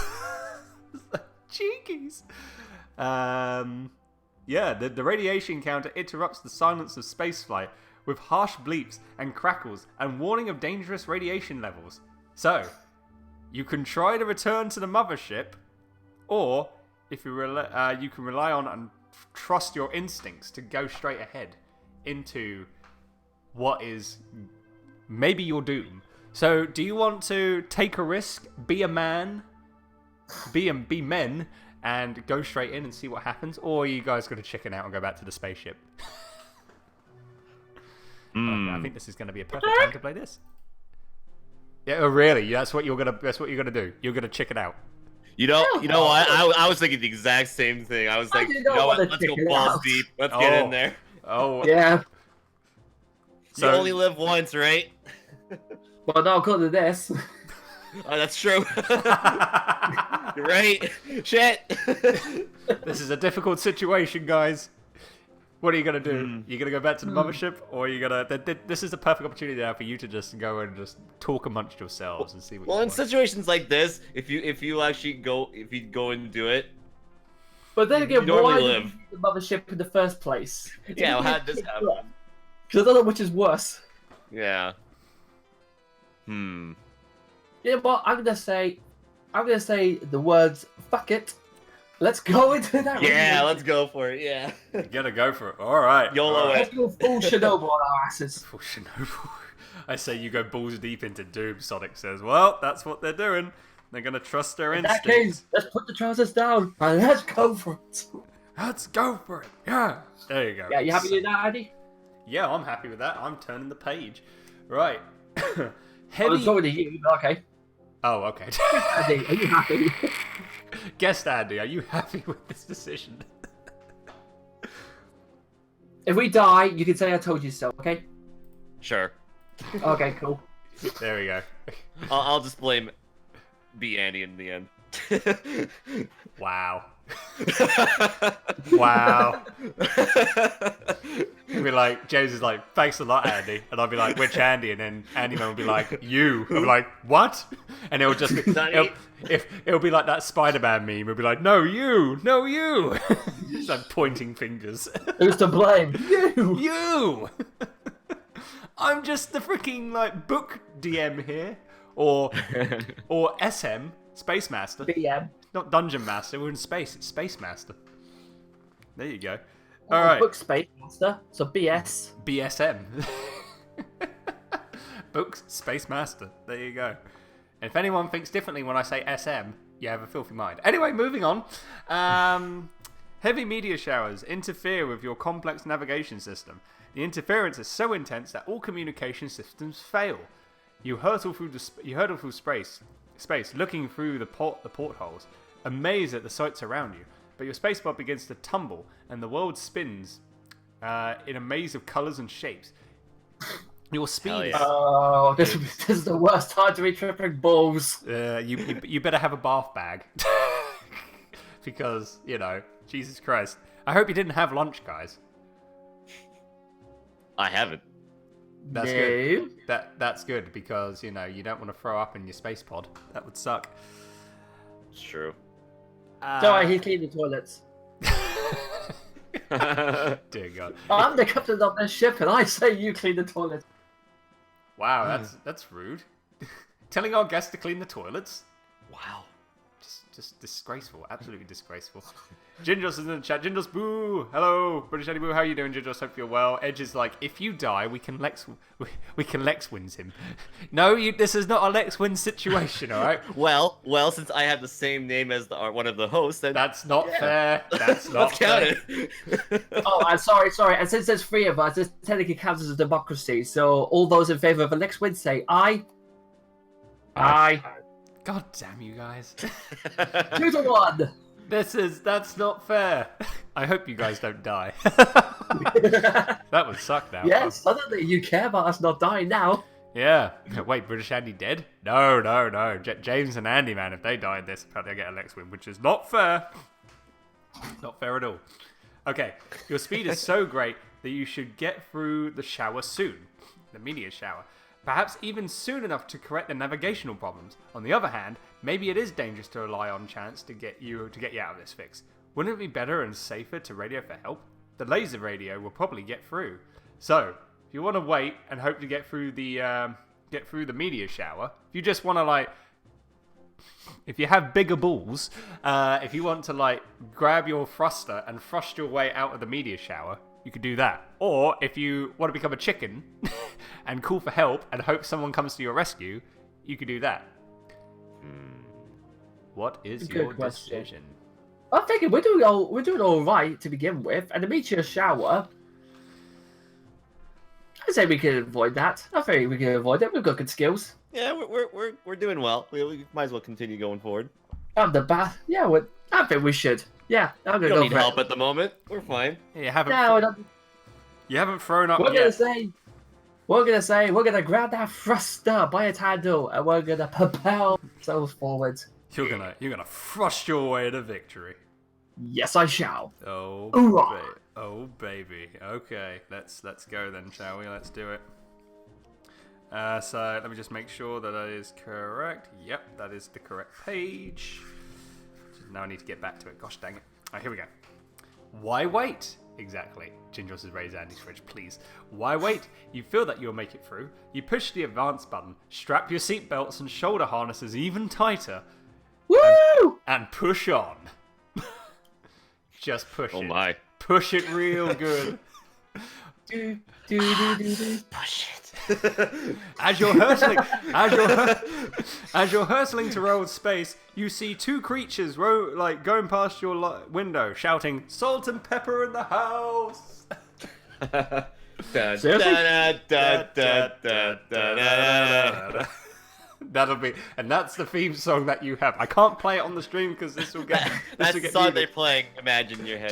Just imagine, like, "Push It Real Good" is playing as you're going through the media shower. The bouncing and rocking is severe.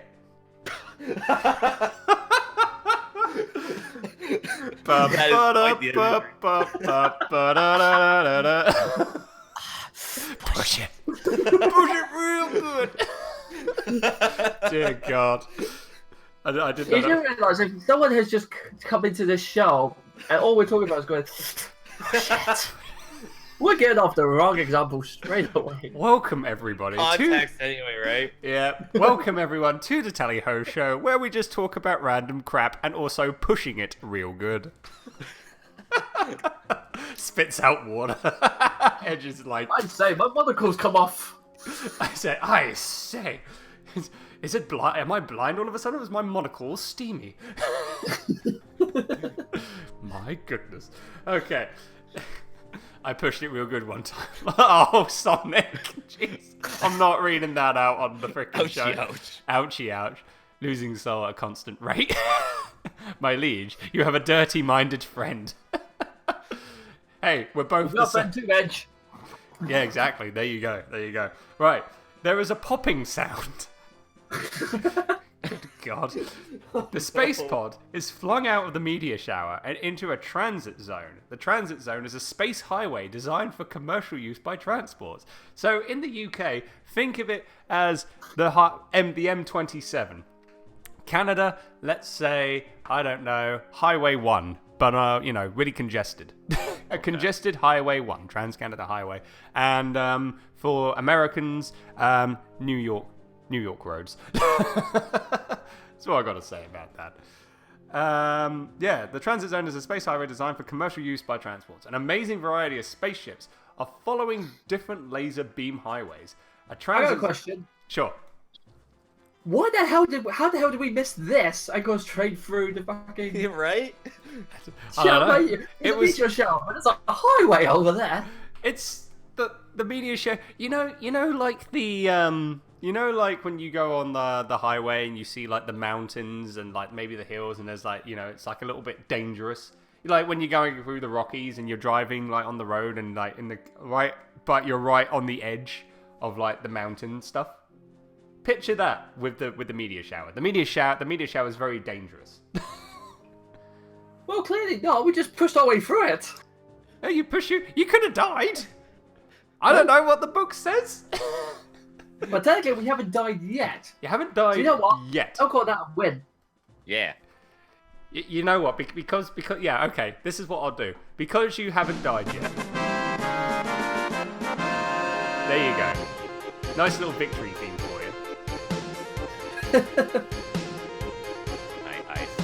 I approve. Approve greatly. There you go. Sonic's like, I live in New York City. Nobody drives because there's too much traffic. Exactly. Nobody drives because everyone's driving. and then nobody walks because everybody walks. Yeah, exactly. So it's like, how do you even get around? Nobody cycles because everybody cycles. Exactly. Welcome to New York. Trust me, and nobody gets bitten by a radioactive spider because everyone gets bitten by a radioactive spider. Yeah, exactly. How do I know this? Because I went to New York City once, and it's exactly what it is. And he's Spider-Man. I know, my God. I didn't see Spider-Man when I was there. I was very sad. I was like, oh, I want to see Peter Parker. New York City's a beautiful city, just so you know. I do love it. If he gets sold into slavery, be sure to remind him, at least you haven't died yet, Sonic says. It's funny because Tiff has his disorder now, is what Edge says. By God. Right, anyway. Well, where was I? An amazing... We're going on a highway. You're going on Route 69 on the space highway. An amazing variety of spaceships are following different laser beam highways. A transit zone patrol craft hovers near you and signals you to follow it. The traveler's information desk at the patrol station has some possible partners for your travel. This is a space caravan. There is a space caravan that might stop in Kenda. Caravans are like gypsies. Hang on. I'm sorry, can you say that again? I'm being the patrol guy in the radio. I'm trying to act here. He needs to get his radio fixed. He has a busted radio. He's been on like the freaking like Cutbacks. I know, it's the patrol officer cutbacks, that's pretty much it. You know, he's been on like working for the force for like 50 years. He doesn't care now. Now, this is a space caravan that might stop in Kender. Caravans are like gypsies, and they stop where the moon takes them. There is also a band of traveling space circus performers. They may have a gig in Kender in free sports sits. What is a sports fit, you ask? Which beats the hell out of me because I don't know. That's just a random word that's in this book. You must be making this shit up then. This is by R.A. Montegoima. You know, he's making this stuff up. So what is a sports fit, you ask? A sports fit is equal to 9 Earth days, they answered. So a sports fit is equal to 9 Earth days. So keep that in mind. Okay, the space caravan may have decided to go to Kender. On the other hand, the space circus gig is not definite. So, do you decide to join the space circus entertainers? Or do you decide to throw your luck with the caravan? So I get the feeling we joined the circus, we're actually going to end up in...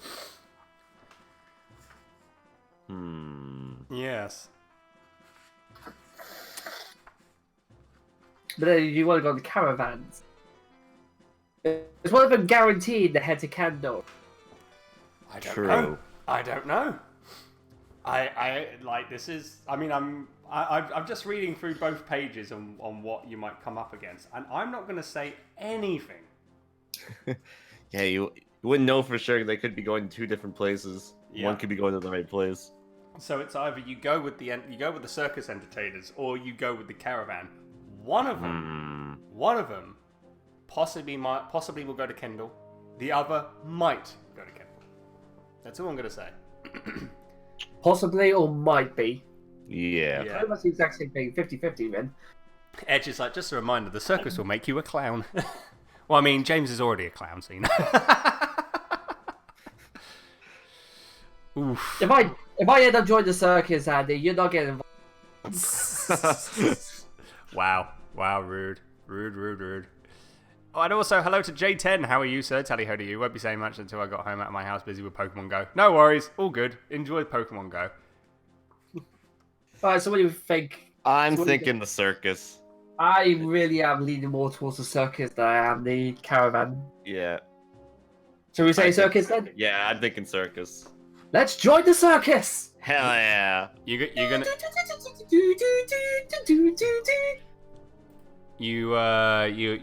join the circus.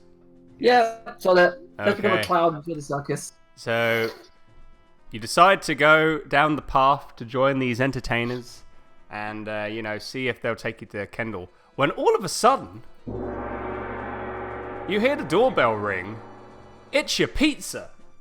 You have to stop what? the game because God. you got to eat your pizza, man. Yep, God, Mr. Pizza. There you go. Immersion lost. So because of that, we've had to pause the game. Well, we're still alive, and that's all. Still alive. We've actually survived. And James, you haven't got an ending yet. I know. We're still going on the first story on this. That deserves a victory fanfare. I knew the circus was correct. I think. Well, We don't actually know the circus was the right decision or not yet, so we'll see. Yeah. We can literally go back into it and go, and we rejoined us, and you're dead. Yeah. You got killed by the circus. By the Actually, space tightrope. pirates. Yeah, and the You tightrope. try to put your head in a space lion's mouth, and it just didn't end well. Yes. There's your circus music. It's freaking Afro Circus Carnival Night Zone remix. My Oh, God. God. Carnival Night Zone, baby. Hell yeah. Yes. So that is it. We're gonna take a bit of we're gonna have a cliffhanger. My God, cliffhanger on James's story. It's happened. Yay. What's going to happen? So happy. Are Andy and James gonna be going to Kendall to perform and maybe find James's dad? Or are they gonna go somewhere else and be a great entertainer? You're just gonna have to find out until close to the end of this week's episode when we continue on with James's great adventure. But until then, we're gonna go straight on and play some more musics, and it's gonna be from my selection. So we got a great selection here. Got something from Crash Team Racing Nitro Fueled, because they updated their remixed soundtrack. It's pretty dope. And then something from Super Smash Bros. Ultimate from the Joker soundtrack. So yes, all the hype on that. So yeah, so let's say hopefully you've been enjoying the show so far, guys. As I say, this has been the Tally Ho Show with me, Andy. Me, James. And other Andy. And other Andy. Yay. So to kick things off with this music batch from Crash Team Racing Nitro Fueled, this is Engine Labs.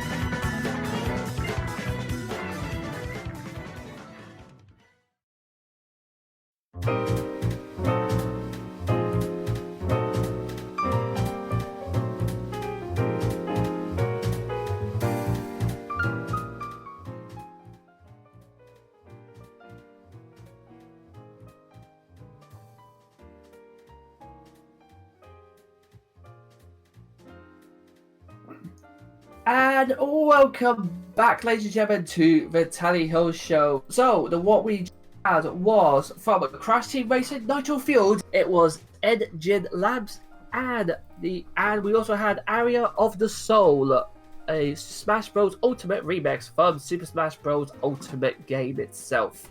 I hope you guys are enjoying yourselves so far, and you guys are enjoying the game with the chat. If you have any questions that you want to ask us in the future, why not write to us at the Tally Ho Show? If you just put it in there, which I'm sure Andy will be able to put down on the group chat itself. So yeah, as Nightmare just said, if you do have a gaming topic for us that you want to maybe us to talk about in the future, email us to thetallyhoshow@gmail.com. That's thetallyhoshow@gmail.com with the subject Tally Ho topic. And speaking of topic, so we just had our first one. We're now going on to our second topic, which is actually British Andy's topic for this one. So, British Andy, would you like to explain to us what you chose as the topic for today? I will. So, the one gaming genre which has all of a sudden exploded, especially last year, it all of a sudden exploded with so much content and, new games coming out, being a part of this genre, or franchises that have been with us for so many years making their own type of style with this genre.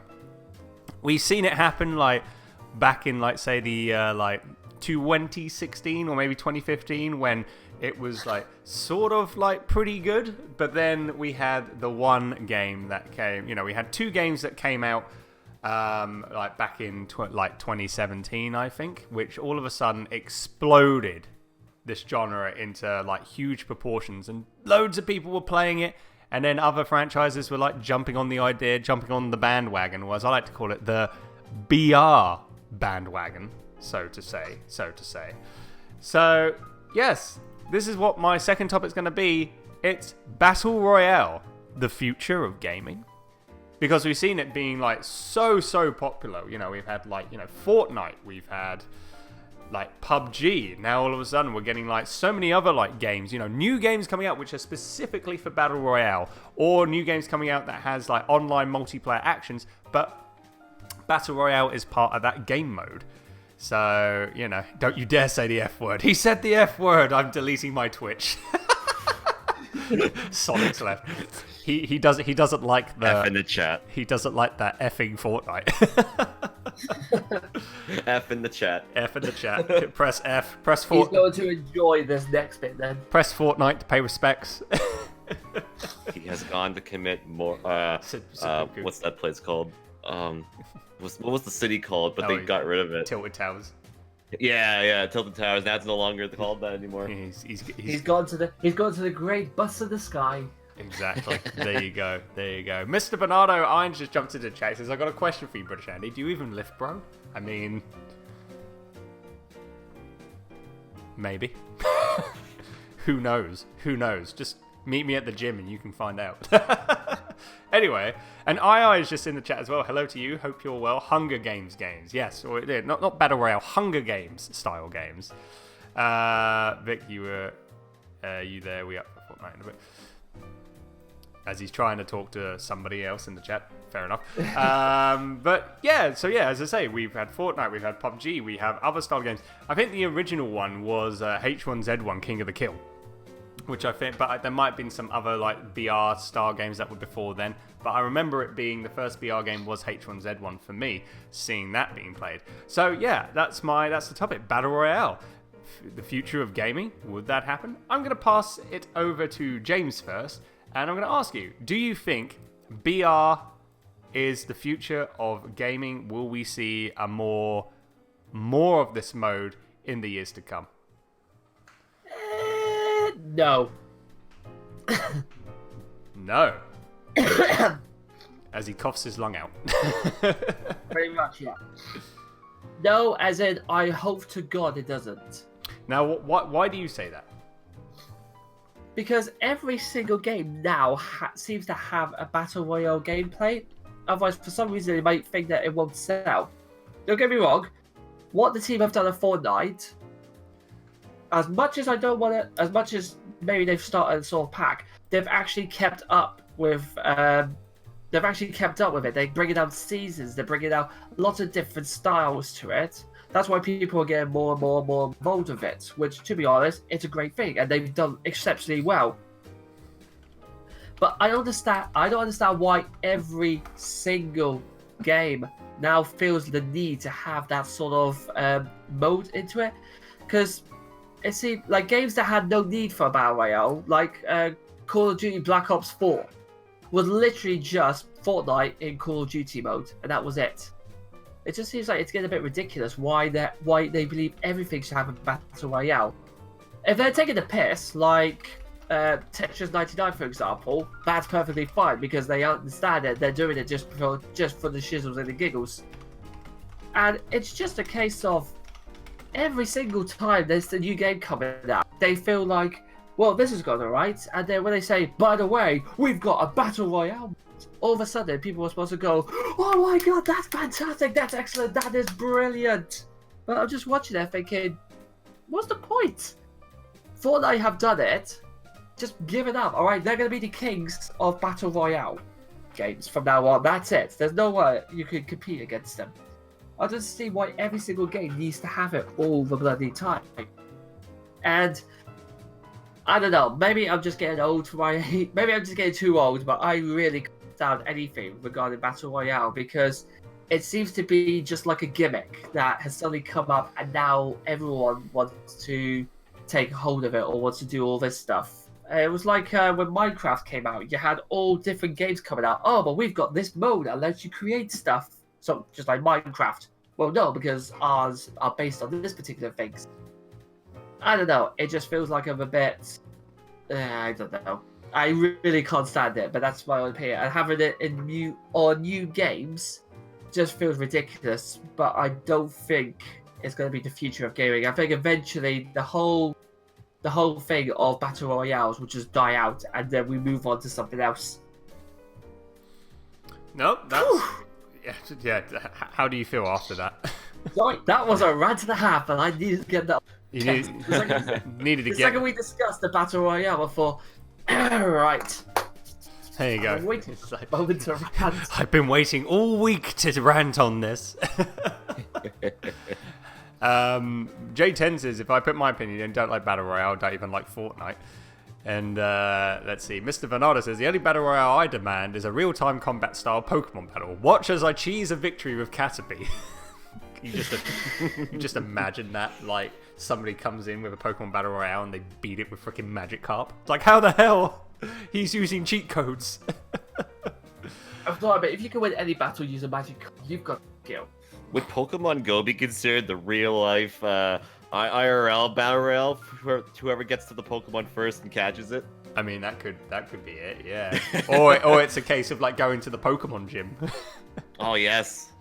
You fight like Conquering someone's gym. everyone's fighting each other just to become a gym leader or something like Yeah. that. It's like, my god. Bit on the lewd side, Sonic says, I just thought of something. Pornhub Royale. I'm like, dear God. And a 9's like, that's a clusterfuck of an orgy if I ever heard one. The thing is, though, I guarantee you type in Pornhub Royale, and I guarantee you. Oh no! Don't even do that. Oh God! Sweet Jesus, sweet Jesus! Anime Royale. There is definitely some sort of. There is a website like that. I guarantee there. I bet there is. It's the internet. What do you expect? Yeah. Okay, moving swiftly on. AndyMan, Battle Royale. What do you think? Future gaming, or do you think it's just a fad? I think it's just a fad right now. Thank you. To be honest with you, do I mind playing them? Depends what game you're asking me. I mean, haven't played up too many of them, but honestly, when you hear about stories about like Black Ops 4, where it was originally supposed to have an actual campaign in the game, but then when they find out that another game competition-wise, Red Dead Redemption 2, when it was coming out, apparently they scrapped everything they were planning for an actual single player for it because they knew about when Red Dead Redemption was coming out. So they decided we'll cancel the single player campaign and instead add a battle royale to it. So when you hear stuff like that, it's just like, it's getting a little too far. You're lower. You're basically getting rid of modes that people are expecting from previous titles from your series, and adding like something just to jump on like what everybody else is doing. Because I don't know, I'm not the biggest Call of Duty guy anymore, but when you hear about that, where they normally have, from what I've been told, decent campaigns, and when you eliminate that because of competition of other games coming out with big stories and whatnot, just to add a battle royale, it just seems like it's a bit of a fad, in my opinion. While I hear it's not a bad battle royale by any means, it still just kind of sucks to hear that. Yeah, I mean, like, the same for me. I don't mind. Battle Royale, like, it's a fun game mode. Don't get me wrong. I think it was, like, last year, I was playing Fortnite, like, non-stop because it was, like, I don't know. It was just fun. It was just enjoyable. But, yeah, seeing, like, other gaming companies or, you know, franchises getting their own BR twist to it. At first, I was like, oh, cool. They're having BR. That's awesome. You know, I'd like to see that mode be in like this game or something like that. And then it's like everyone else is jumping on the same bandwagon, and it's kind of just like, okay, really. Yeah, there's really no like real originality when it comes to it. And when somebody does it and you add like a new element, yeah, what's the really copy and what's really to be new creatively for it, right? Exactly. II says I would like a Super Monkey Ball fight battle royale. Sonic's like, imagine classic Doom Royale. OMG, I want that. Katamari battle royale. that Mario battle royale that guy made, but now you can't play anymore. I saw that. I was kind of just like, oh, okay, that looks interesting. I wanted to try that out, but the time I was gonna try it out, Nintendo was like, nope. So I was like, damn it. And then guess what Nintendo do because they've got Smash Brothers. That's pretty much Battle Royale. Or with Mario Maker out, you got the multiplayer mode. That's kind of almost like one. In a way. Somewhat, but it's only 4 players though. But yeah, just give it time. Nintendo, like in the next like direct, maybe next year. I could see them introducing something like that too. Here's Mario Royale, and everyone's gonna be like, "You stole that idea." And then Nintendo will be like, but they're using our IP, so you know. They gave us an idea. So thank you, random person on the internet, for making us money. Pretty much, like, good God. Grady's like, I feel like it's a dying idea anyway. I feel like it won't be all that popular by next year.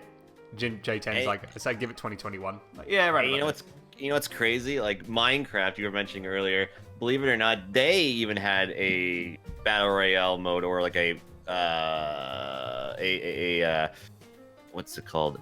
I guess just a battle royale. I guess they had like a custom game battle royale before even I think H1Z1 even. There you go. Because that's what I was saying. I said it. They even implemented it before everybody else. I know. It's like Minecraft H1Z1 did battle royale before it was cool, when it exploded. Yeah. But everyone's talking about Fortnite and PUBG and stuff. But it's like, what about the OGs? OGs, yo. Sonic Rivals Royale got a race to win. Well, I mean, yeah, that would be pretty good. You know what I think it is? Probably because of the art style for it too. That's probably what attracts people to it as well. Yeah, like the cartoon style. I mean, it's got a younger audience, a very young audience. You can't get away with doing that and giving it to kids if you make it all cartoony. That attracts a lot of people. Your art style definitely will attract people more too. And if your game's got a lot of charm to it, or just like, I guess the word's charm. I guess people will be pretty more interested or attached to it a little bit more. Yeah. I found at the same time, I just want to say, don't get me wrong. The guys who created the Battle Royale, they're taking simple and they're making a ton of money from it, and they keep updating it. So a lot of people, games I know that they would just give up and then that'll be it, move on. But these guys are actually continuing on with it because they actually do care about this and with their own fans. So I've got to give them credit for that. They are putting the effort in for it.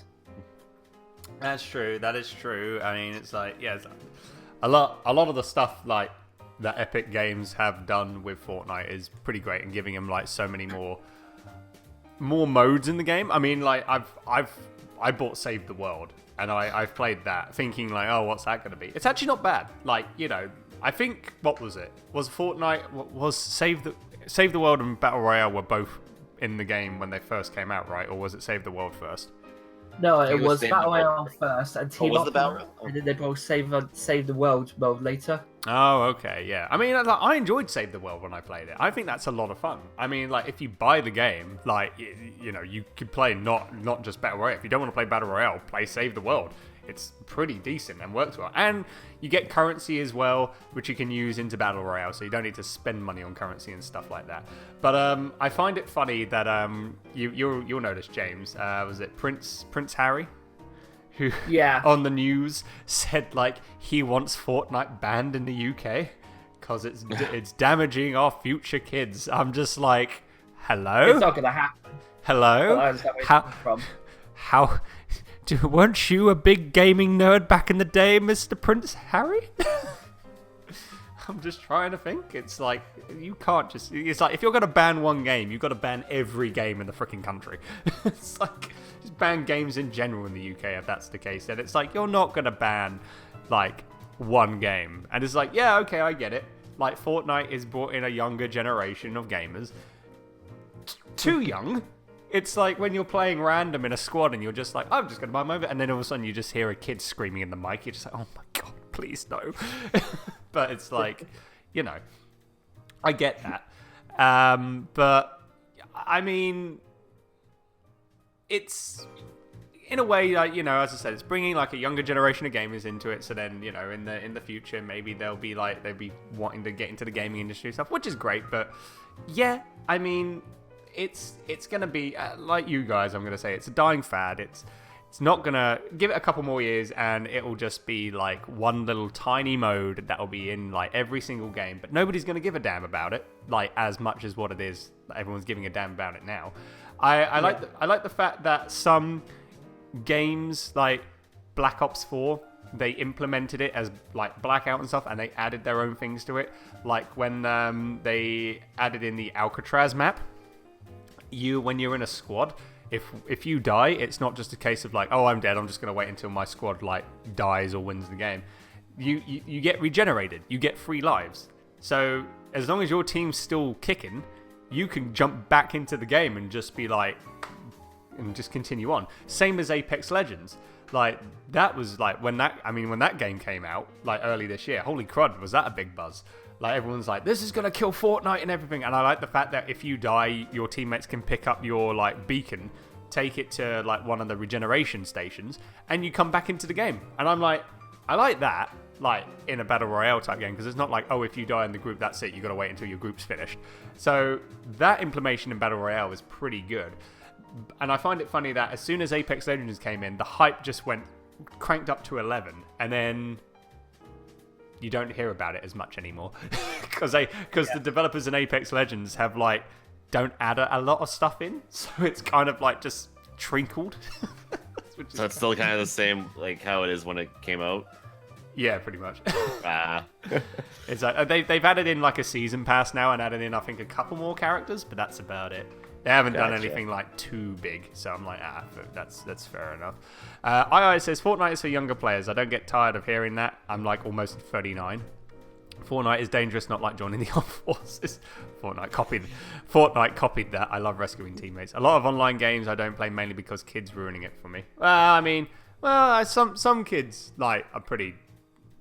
That's why you turn off the microphone settings on your consoles. So you don't have to hear them. Yeah, exactly. Oh, that's the best part of it. Yeah, it's just when you turn it on, and also you just get the everyone starting to swear, and you think, that's why I turned it off. Yeah, that is why I'm doing that.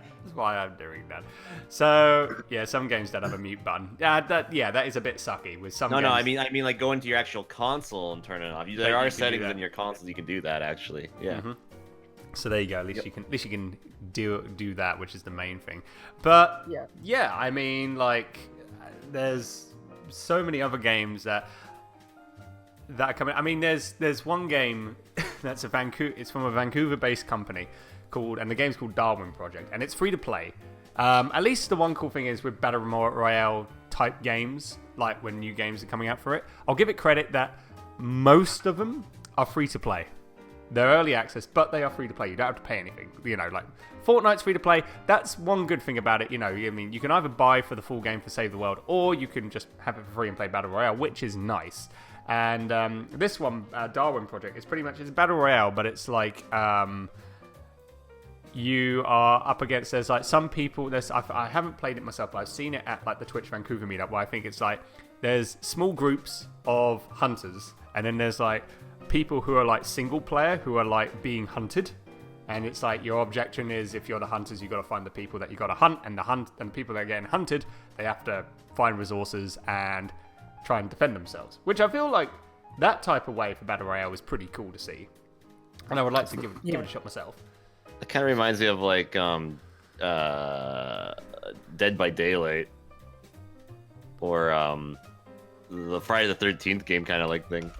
Yeah, like that, like those types of games. Which, yeah, no, I totally can see that with with Darwin Project. But it's like with this game, it's like it's a group of people out to get you, as opposed to like one person out to get a group of people. Yeah. It's like, oh god, yeah. By God. Kind of like an expanded version of like zombies, or like what's it called? Infected from like Halo, for example. Yeah, exactly. I mean, I might, if anyone's listening in that has played Darwin Project, if I am wrong on that, I do apologize. That's what I saw like in the demo type thing. It kind of looked like that, but if I am wrong, please let us know, and you know, I'll make sure to address it and say I'm a dum-dum in the next episode.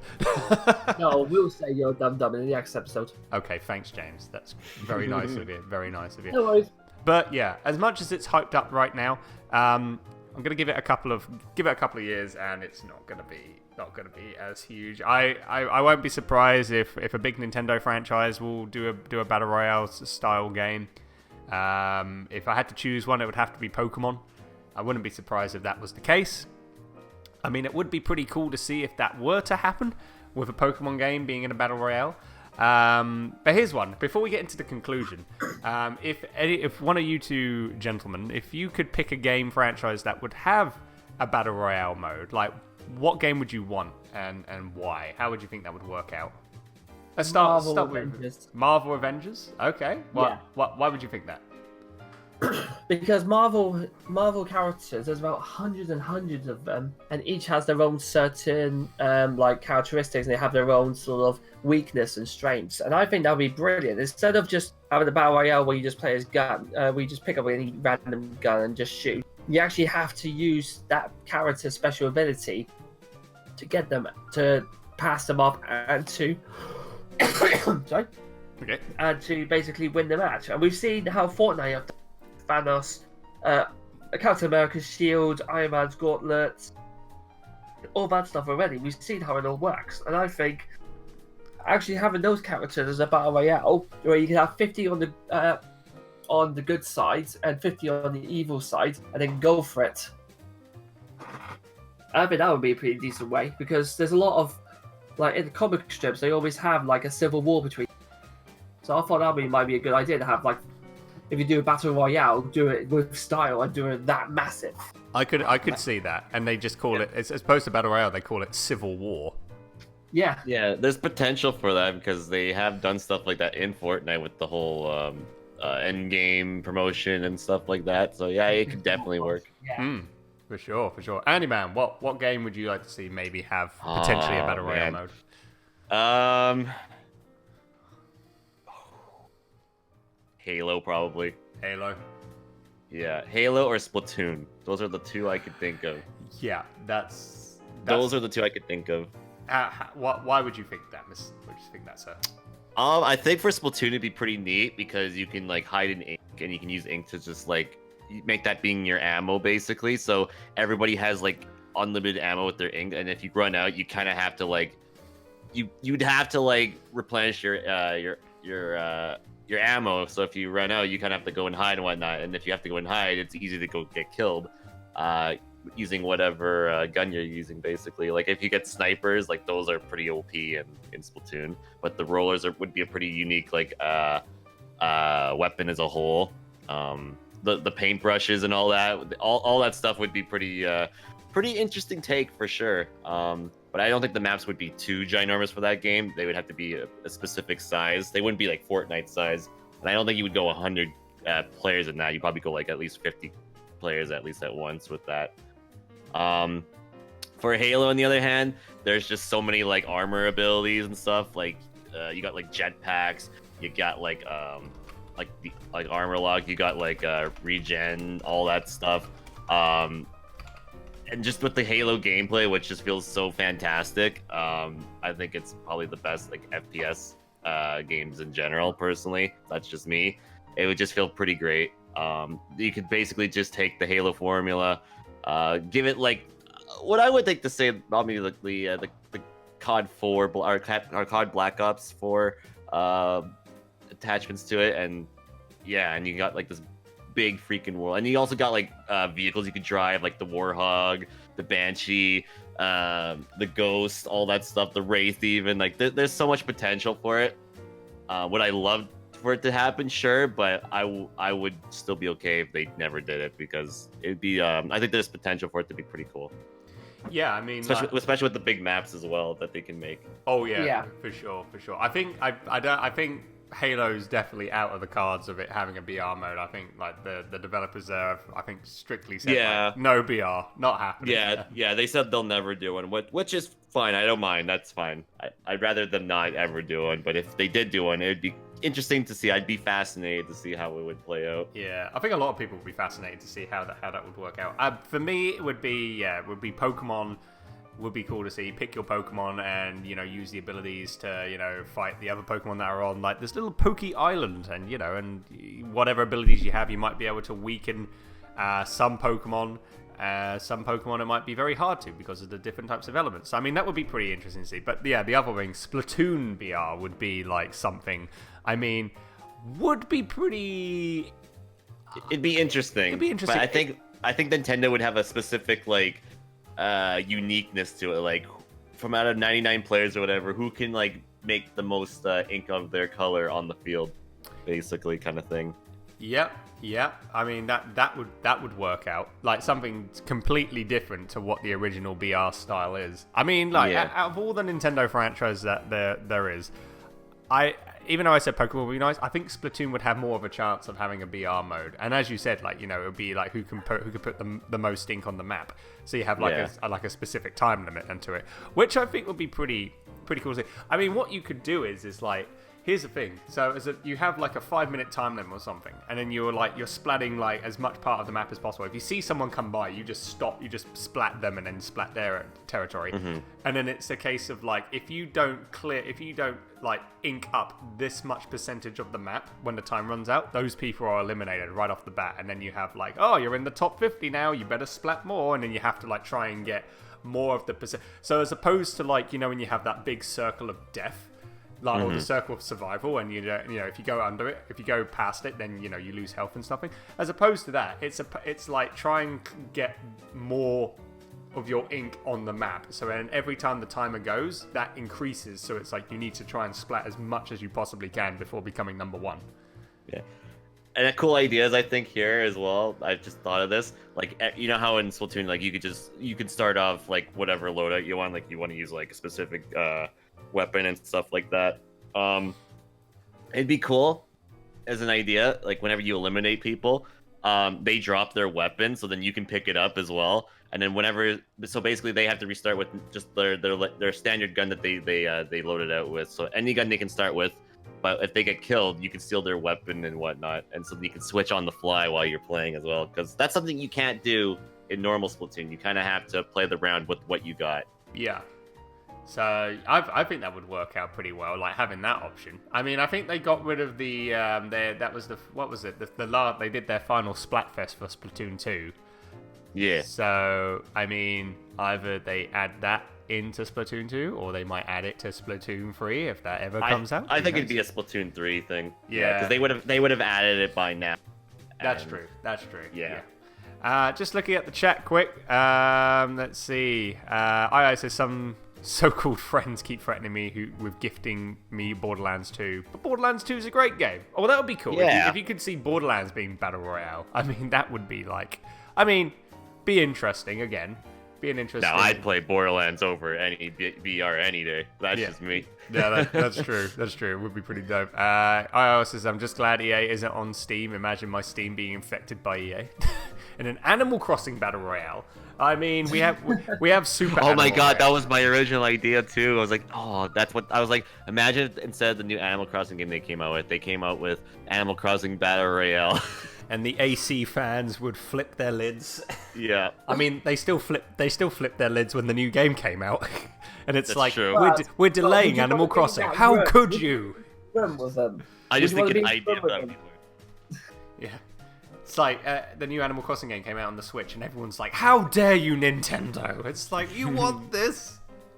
And you're still mad? It's like, good God. It's If you like, ever find out that you've got a that Animal Crossing has a battle royale out, you want to get within the fans. Wait for them to be released and announce it, and just look at their faces. yeah, exactly. Exists. That's like just the sheer disgust. J10's like, now speaking about someone else, I'm talking about is very vile. And then Sonic's like, you know what would be cool? A good game. Yes. A good game. Can we at least have one good game, please? Please, I beg of you. Oh, that's another thing about VR, the VR too. Like, all these games are still like in early access or like. I know. Like, I know. I Elephant too. find It's that like funny. and the fact that one of them got nominated for Game of the Year. No. Yeah. That's nowhere to be near in there. How the hell is a game that's like in early stages allowed to be up in competition with Persona 5 or Breath of the Wild or Super Mario Odyssey? It's mind blowing to me. It's very mind blowing. It's like it's a How first. you could how you could put all those games with a VR game that's in early access as a Game of the Year is just It's the maddening. first time ever in the Video Game Awards that a game that has early access that's been like that for probably a year and a half has won Game of the Year. Like that's nothing. That's nothing to put in the history books. That's for certain. Yeah. It's like, Jesus. Thank God people did not vote. Not a lot of people voted for it because that would have made me. I would have been outraged I think I would be. if that won Game of the Year. Then I would have an issue with Battle Royale if that would have won. Yeah, like Battle Royale just wins in general. It's like no, that's not gonna happen. Not killing just fast. Sonic says game devs are chef making brownies and consumers are the kids wanting it now, even though the brownies aren't done yet. Yes, that is true. Edge is like the Lexman simulator. Good God. Superman 128, the second coming of Lex winning. Jesus Christ. No, not happening. Not happening. Anyway, let's move on to a conclusion. So, James, Battle Royale, future of gaming or not really? Let me just make sure I got the right pitch for this. Hell. No. There we go. Okay, perfect. And Andy, what about you? Nah. Nah, yeah, same with me. Meh. It's fun, but I don't think it's gonna last that long. Something will come along to take its place. Oh, yeah. It's bound to happen. And they'll be participating in the Game Awards Game of the Year. Who knows? Yeah. And everyone will hate it. Yeah, exactly. Can't wait. And then that game developer will make their own game store section where they will try and get games, and you can buy games and get free games for a week. And then when games are getting pre-ordered on Steam, they'll get moved onto that store section, and everyone will flip their lids. And then the Epic Game Store will buy all of them out, and everyone will still be mad. Yeah, exactly. In the whole conclusion, everyone will still be mad, Yeah. regardless of what happens. It's God true. bless us gamers. God bless gamers. Anyway, on that note, we're going to get on with some more music. I think that's a good time. I think we've talked a little bit about Battle Royale. Edge is like, but the shout out to Tetris 99. I think, yes. I forgot Oh to mention yeah, that. that's the best Yeah. one. Out of all the BR games, Tetris 99 comes out on top. That is such a fun game on the Switch. I'm not even the biggest fan or really good at Tetris, but man, there's something about that that's just super fun every time you play it. Oh yeah. It seems like it's the biggest piss take of the battle royales, and yet it's one of the best ones. Yeah. Exactly. And it's something. You know you've done well when you create a game that takes the piss out of it, and it actually does well. Yep. There's no, there's, I know there's RNG to it, but I feel like it takes a little bit more skill compared to like shooting the guns and whatnot. And it's got Even though RNG comes into play in that game. And for me, playing Tetris 99, it makes people in my chat make their blood boil when they see me screw up. Ein. Come on, man. Why can't you T-flip, man? Why can't you do it? Why can't you T-spin? My God, Yeah, it's like... yeah, come on, man. I need to see your T-spins. Jesus. I feel like I need to rewatch your Tetris 99 time. And then you have like the square block. Guys, look at me T-spin right here. It's happening. Okay, look. Can you see me T-spin right now? And it's just like, all of a sudden, steam are popping out of the chat's ears, like... Oh man, I'm T-spinning with the cube block. Yo, My let's go. God, or with the long block. It's like, look at me. Oh yeah, there you go. Look at me T-spin right now, guys. My God. My 2 different directions I can place it. I know, beautiful. I was like, somebody will come along and Andy will have to play that to draw his Fortnite view. I don't have Fortnite viewers. This is why I'm variety. It's like, because I don't want that type of stuff. Actually, I have one more. I think yeah. Mario Kart Battle Royale would be cool, actually. Mario Kart that would be Battle cool. You have 100 people racing, and if If you come last in each lap, you get taken out. you get if you're not in a specific place for a specific amount of time, I think Sonic and All Stars Racing Transform had a mode like this, where you have a bunch of people racing, and then after a specific amount of time, they would eliminate people who are like behind, and then it would come down to like the last few people, and whoever like is in first after the end of the time limit, you win basically. I think that'd be cool, actually. Not gonna lie, that'd be actually kind of neat. I think that'd be pretty nice to see for Mario Kart. Like, if they implement that would be, again, it'll be interesting to see how that pans out. If it works out, great. If it doesn't, well, just get rid of it in the next patch or something. Yeah, exactly. Or just don't play it. And Iron's like, well, we'll see if the Battle Royale mode can save Fortnite 76. If it doesn't, then it's definitely on the decline. Yeah, pretty much. There's no hope for that game. No. It's over. It's Game over. It's over and done with. When you completely. can't get a canvas bag correctly, I think you have a problem. Yep, pretty much. Just- Pretty much. Just put a DNR over it, put a pillow face, and just count to 20. Oh my Jesus Christ, James, that went a bit dark. That literally went a bit dark on that. God damn. Anyway, the reason why But am I wrong? I mean, you're not wrong. I got Fallout 76 on the Xbox One because the Xbox One bundle of Fallout 76 was much cheaper than the original bundle that they had of the Xbox One X. Wasn't that the time when they were giving it away for free? Yeah. When you buy an Xbox? Yeah. Yeah, and that's they right. just dropped the price dramatically on the Fallout 76 Xbox One X. I'm like, well, I'm gonna be buying that then. So Also, what's the hell's the point of buying a physical copy of the game if it's just the download code in the case? exactly. What the hell? It's just absolutely dumb. Absolutely dumb. Anyway, let's get on and play some more music, and we have AndyMan's selection this time around. Yes. I picked 2 songs here, which stuff I really like, and I think it'll be nice into our next topic coming up here. At least one of the songs, at least. Our first song comes from Banjo-Kazooie. It's Spiral Mountain. Great song, great soundtrack. And another game I really love. It's from Persona 4 Golden. It's called Time to Make History. Oh, baby. So, yeah, that's what we're going to have on. And then we're going to have our third and final topic, which is AndyMan's topic. And then we're going to continue on with James's Great Adventure. What's going to happen there? You're just going to have to find out, shall we? But until then, this has been the Tally Ho Show with me, Andy. Me, James. Me, Andy. Feels weird to have to say that twice. It feels weird, doesn't it? It does. Strange, isn't it? And on that bombshell, we're gonna have from Spiral Mountain from Banjo-Kazooie. Banjo-Kazooie. From Banjo-Kazooie, this is Spiral Mountain. Enjoy, guys. I promise we are professionals. In a way. Somewhat.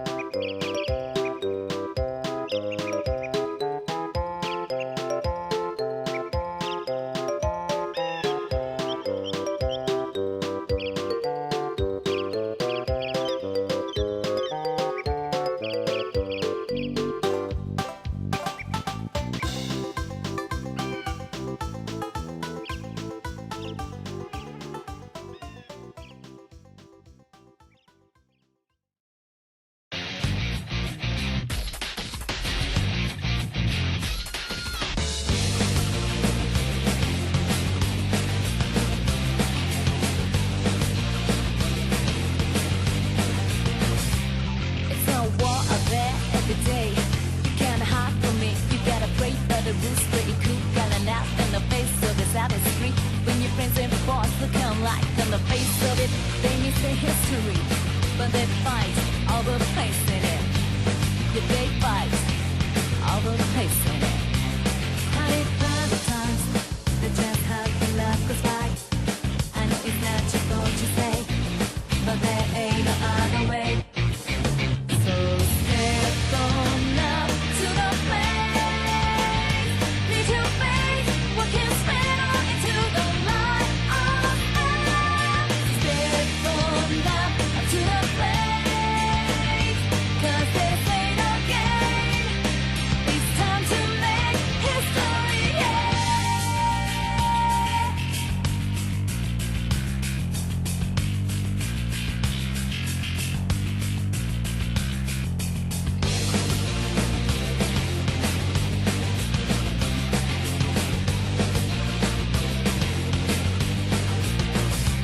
It's a war out there every day. You can't hide from me. You gotta pray for the rules, pretty cool. Gotta laugh in the face of this outer screen. When your friends and boss look alike on the face of it, they miss the history. But they fight all the place in it. Yeah, they fight all the place in it. Had it by the times, they just had the life goes by. I know it's not your fault to say, but there ain't no other way. So step on up to the place. Need your face, what can spread on into the light of us. Step on up to the place. 'Cause this ain't no game. It's time to make history, yeah.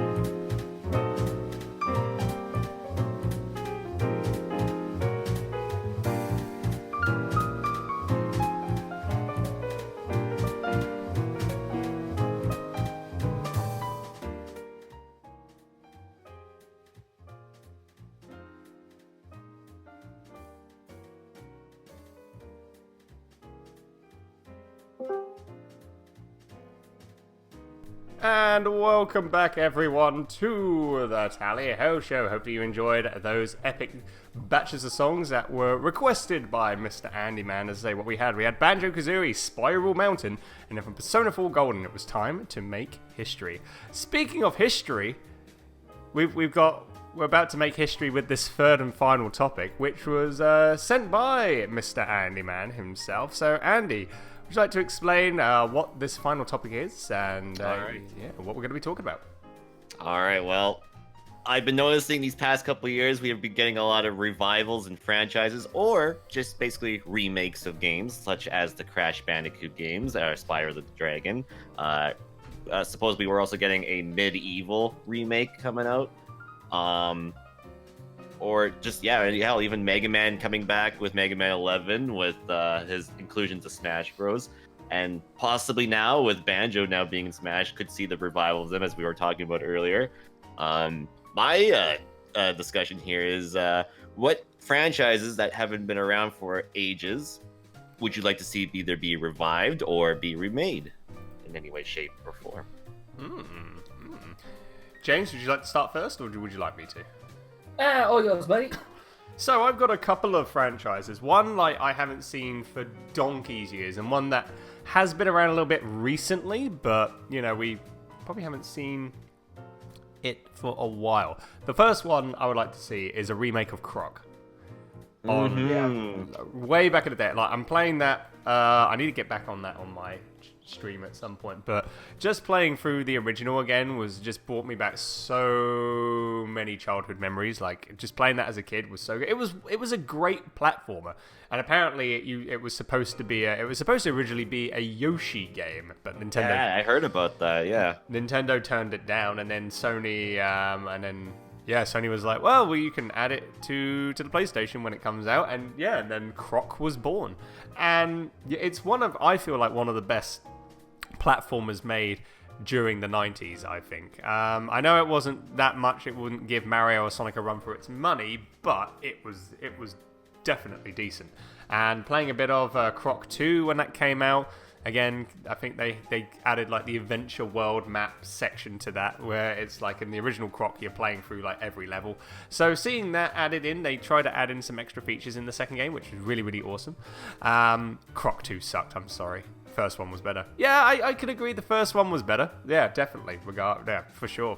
So, seeing Croc come back would be absolutely amazing. As a remake, just to see, have that still similar style of gameplay and just play through the first game again in like tremendous HD would be a dream, and maybe see it have him have a brand new game. I mean, I don't know who has the rights to Croc, but if you're listening in, if you have the rights to Croc, whoever you are, please, just do something with it.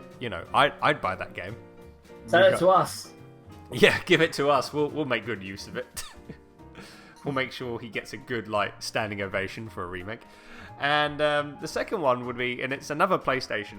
Well, Croc was PlayStation, and it was on the PC and Sega Saturn and the Game Boy and stuff like that. But this franchise was solely PlayStation, and I'm talking about Ape Escape. Oh, I loved Ape Escape. I loved the original Ape Escape back in the day, and it's funny because in the PAL version, the English voice acting was English voice acting, like British. It was. It was like everyone talked in like the British accent and everything like that, which was hilarious. And then the North American one was American voice acting as well, which was pretty great. That was funny to see. Like the PAL and NTSC version had two different styles of voice acting, but that I whole love the music for Ape Escape 1 though. Yes, the music in that game was tremendous. It was so good, and just to see a remake of like. You know what they could do? Because they got Ape Escape 1, 2, and 3. You've got Crash Bandicoot N. Sane Trilogy. You've got Spyro Reignited Trilogy. You have Ape Escape, Go Bananas Trilogy or something like that. Or Bananas Trilogy or something. Or Cookie Trilogy because your life bar is cookies. Stuff like that. But Who's the bad guy in Ape Escape 1? Bad guy was Spectre. The Spectre trilogy. The Spectre trilogy would be great. Yeah, that would be. Because Spectre's, I think, the main bad guy in all three games. So, so to see that would be, like, tremendous on that. Like a remake of that or a new game, I would see that. So, yeah, Croc and Ape Escape would be my choices. Iron in the chat says, give me Ty the Tasmanian Tiger remakes or give me Death. Ty the Tasmanian Tiger would be good as well. He was a big part in the early 2000s with being, another mascot that tried to beat Sonic, Mario, Crash, and Spyro. And he did, but then he went down. But yeah, maybe seeing Ty the Tasmanian Tiger would be pretty awesome as well. I'm going to move that over to AndyMan. What about with your question? What do you think? What would you like to know? Well, I mean, I want to see a lot of these rare IPs to come back. It's been far too long for some of them. Banjo for sure is like my number one, and I think we're definitely going to be getting it for sure. Yeah, there's no denying it now. Now he's back in Smash. Either if it's a new game or if they actually remake the first two games would be lovely. I wouldn't mind either or. However, one character that has had a game and it ends on the biggest cliffhanger, and he has not gotten another true sequel since then. He was going to, but then it ended up getting canceled, or just discontinued, or just not planned anymore, and just ended up becoming a remake of the original game, and that is Conquer. Yes. Conquer needs a sequel. His game ends on such a cliffhanger that the idea for what originally the sequel was going to be just sounds pretty great, but unfortunately it just never came to be, and they just ended up remaking it for Xbox, the original game, that is. That's Bad Fur Day, isn't it? That's Bad Fur Day, yeah. Bad Fur Day, yeah. I mean, it'd be pretty neat to see where it would go, but I don't think Microsoft or Rare are really interested nowadays to probably make the game or whatever, because the last thing Conquer was in was that Project Spark game where you had to make your own Conquer game, and it's like, it's not what I really want. And then there was also Young Conquer, which we don't talk about. Yikes As on you that. said that, you got a notice in the comments that just said, "I can't get Young Conquer out of my head." Yeah, oh my god. I can't believe they thought that was a good idea. Yeesh. Another gem from Rare that I would like to see come back. They've only had one game, and that's Jet Force Gemini. Yep. This is a game series I thought Microsoft would like cash in on, because I was like, this seems like a perfect IP for them, but they haven't even done anything with it, and it's only gotten one game, and the game is so good too. I played it like a few years ago, and I was like, man, this game is really great. I wish I played this when I was younger, and it's unfortunate that it's not gotten an actual sequel or anything like that. It's really surprising. I mean, like, definitely, because I'm saying I need to finish off Jet Force Gemini at some point. But yeah, no, it's like the first time I actually played that game was coming up to like a year and a half ago, and it was like, well, how did I miss this in my gaming collection? This is an absolute gem to play. Like, you know, like the style of it and everything just works so well. And yeah, I think for it to have a sequel would be amazing. I mean, we got like the HD remake thanks to Rare Replay. You know, to have that same style for a second game, I would love to see that be. Love to. Mm-hmm. I mean, I don't know what the story would pan out to be as well on it. Like a new alien force is trying to take over the universe or something like that, or... That's right, because I think you eliminate the actual aliens or the ant enemies, I guess is what they were. Yeah. In the first one, right? Yeah. It'd be a different bug. It'd be a different bug, but will you be rescuing the tribals like last time? And in order to fully complete the game, you got to rescue every single tribal. Yeah, and make sure you don't accidentally shoot them and kill them. Oh god, I hate when that happens. I know who's in charge of the bad guys. I know who the big bad evil is. Who? James Snow, the Battle of the Galaxy. Oh my god. It's gonna happen. Rare, if someone's listening in from Rare, you know what to do. Make James Snow the Git of the galaxy. There you go. Just, you know, keep it PG so that, you know, kids can play it as well. But there you go. There you go. And then you just see all these little James minions killing everyone. That would be your nightmare, Andy. That would be. And then if I had one last one,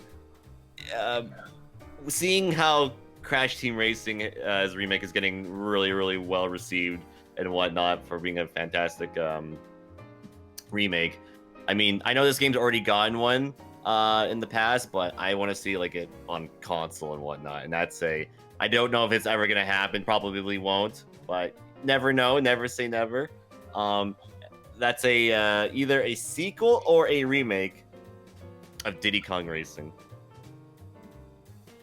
I would love that. I love Diddy Kong Racing. It's my favorite kart racer, and if it ever got another game in the series or a truly true remake, not that DS garbage, we don't talk about that. I want like an actual either remake of the N64 one with all the characters from each version of the game, like how Crash Team Racing kind of like brought elements from every single Crash Team Racing game. Or Crash Racing game, and put it into the remake, kind of like that for Diddy Kong, or an actual sequel, because that game also kind of ends on a freaking sequel bait as well, and it never got a sequel. Like the hell, Rare really loves to do that, don't they? They like making games, ending them on cliffhangers, and then they don't make sequels to them. Yep. Maybe that was maybe their plan was to make it the ending as a sequel, so they have to say, well, as you see, we kind of ended on a cliffhanger, so you know, you might have to get us. We might have to make a new game to sort of answer these questions, and then basically got told, nah. Like, damn, they called our bluff. Is Wizpig still laughing in space as we know it? Probably. That would be great for a sequel. He makes this like empire in space, and you have to like race all his tracks in order to beat him. Yeah, or he like takes over different planets and makes his own tracks on them, and you have to go to them. I think that'd be cool. That would be dope. That would be dope. Yeah. I mean, I think what was that? When was that made? Was that made in 1999? I think. It was before Banjo-Kazooie. Right, yes. Because Diddy Kong was supposed to like introduce a bunch of characters, and every character that was in that game was supposed to get their own game. but that didn't end up all happening exactly. Just some Yeah. characters made cameos in other games, but some characters got their own like Banjo and Conquer because. So I think. And Tip Top was also cameoed in Banjo as well. Yep, Tip Top was. I'm just so. Because I'm trying to think, maybe they were going to make a sequel, but then maybe Rare got bought out by Microsoft. So because it's Diddy Kong, it's like you can't really use that IP anymore. It's I like- guess, yeah. I guess as close as a sequels you can get is Mickey Speedway USA. That's as close because it uses the same engine in that. So. Yes, yeah. So, Entirely different game entirely though. but as you well know, Andy, like that game can be a pain in the backside. Oh god! If anyone who's played that game, have fun on the last cup. Just saying, those tracks are gonna test your might. Test your I'm rage. looking at you, Colorado. Yeah. Yeesh. Yeah, Colorado, the racetrack. Yeah. God damn that! I remember seeing that you stream that, and I was like, "That's so freaking tricky." Like so much Yeah. rubber banding on like the other carts as well. It's just crazy. Mm-hmm. And the tight ass turns they expect you to make and how fast you're going. Oh man, Yeah, like Jesus, crazy. crazy stuff. James, what about you? I'm starting to think Andy should play that for your games as well. Oh God. Yeah, just wait. Let's see me getting like almighty rage trying to play that game. And I just recently did it on my channel not too long ago.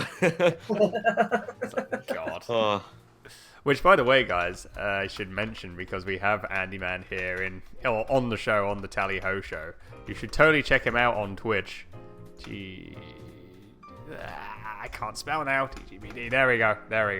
Twitch.tv/AndyManTGBD. Be sure to click on the link in the chat and go give him a follow. And we'll make sure to put that in the description of the show as well for you guys. So, yeah. So, James, what about you? What franchises would you like to see come back as having remakes or have their own new game?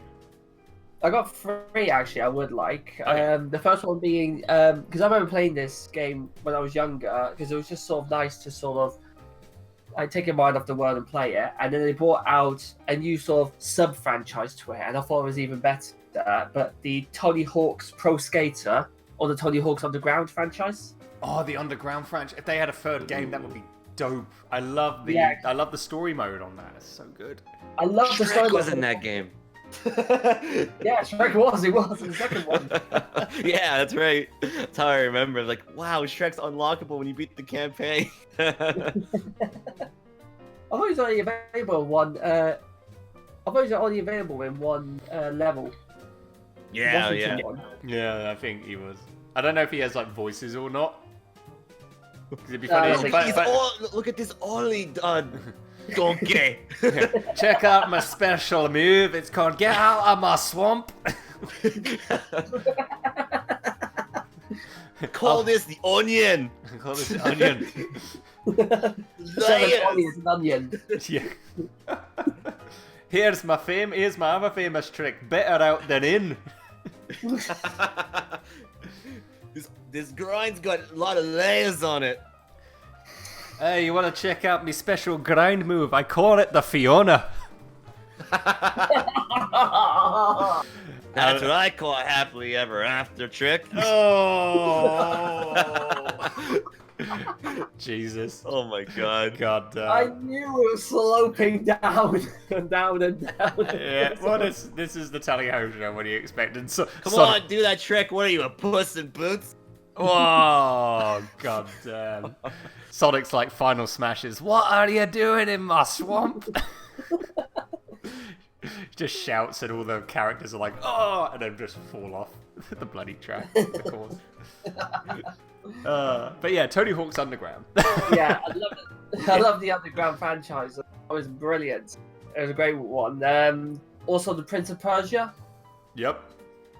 Like the first one, I really liked. I didn't really prefer the second one. The more we were with it just confused me a lot, and it just didn't feel great. But I love the third one, the one with the 2 thrones. Yep. I thought- I've- And then that was the previous trilogy, and that was really good. And then they tried bringing it back with a new reboot, but it just didn't do well. It was quite rubbish. Yeah, I played a little bit of the reboot and I was kind of like, it's not really the greatest, but okay. Yeah. I was very disappointed with that. And the last one as well, I don't probably something you guys haven't heard of, Maximo.